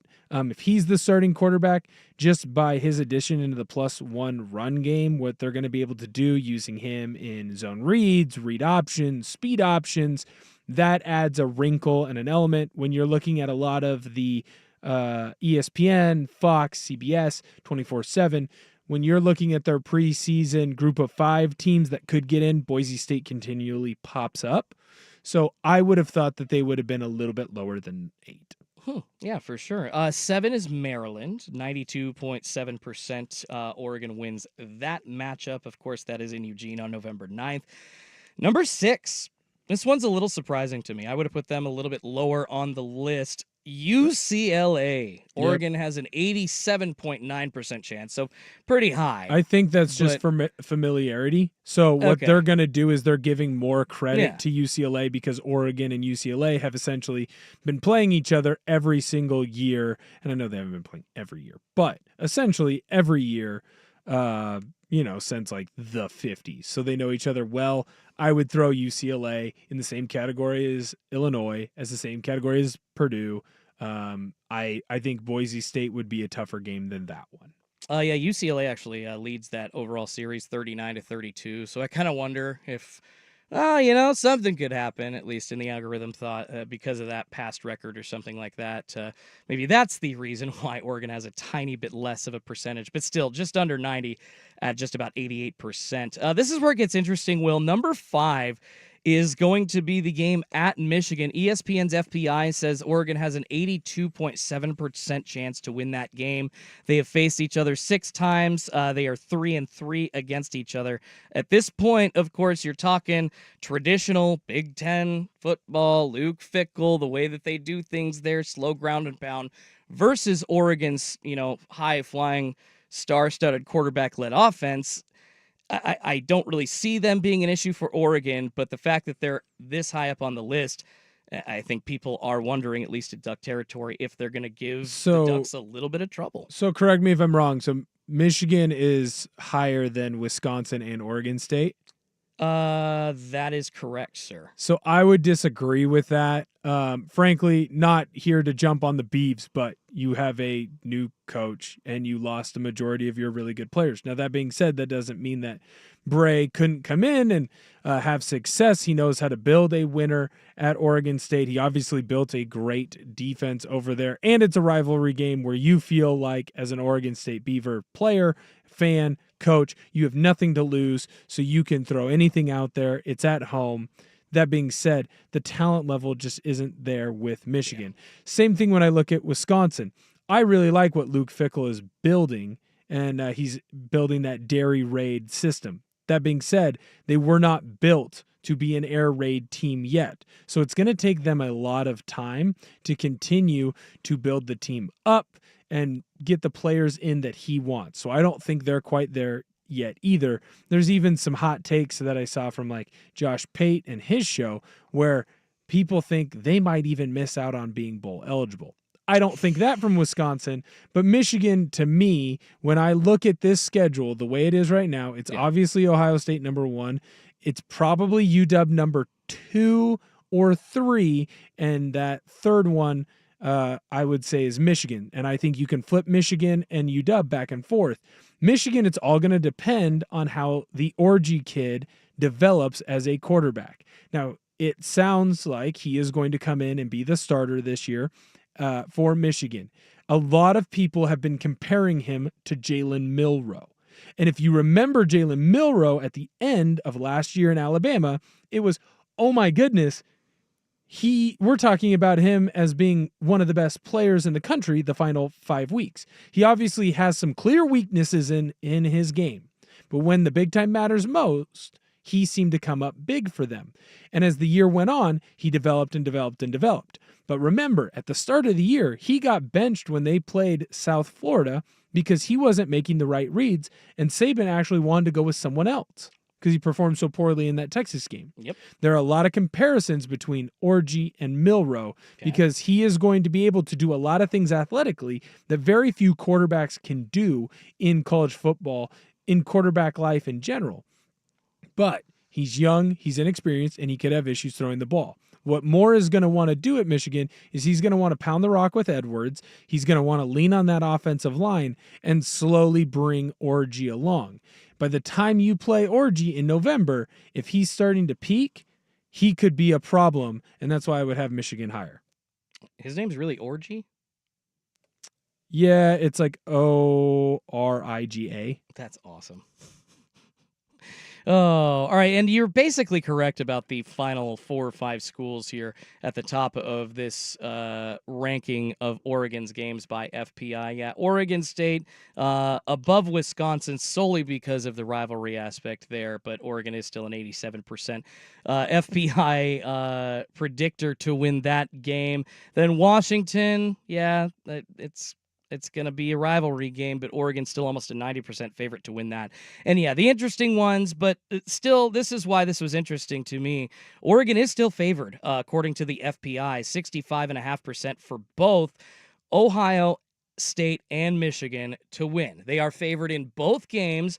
I know that that's not a huge percentage, but just seeing the Ducks favored in every single contest with their transfer stud senior quarterback or super senior, whatever you want to call him. You're getting Evan Stewart. I know he may not be working too well with the wide receivers yet, but you still got Tez, you still got Trason Holden, you still got James Jordan. You're gonna have Justin Jacobs. He's going to be intercepting quarterbacks up the middle all season long while Bossa just goes to sack him. So really excited to see this, but I just, after this FPI ranking, I don't think that the Ducks have any trouble this season. They're going to have a couple of really, really close games, but I think they're going to win them, and I think they're going to be marching to that college football playoff. All right, we got to wrap it up and get you ready for your Thursday in sports here on 1080 The Fan.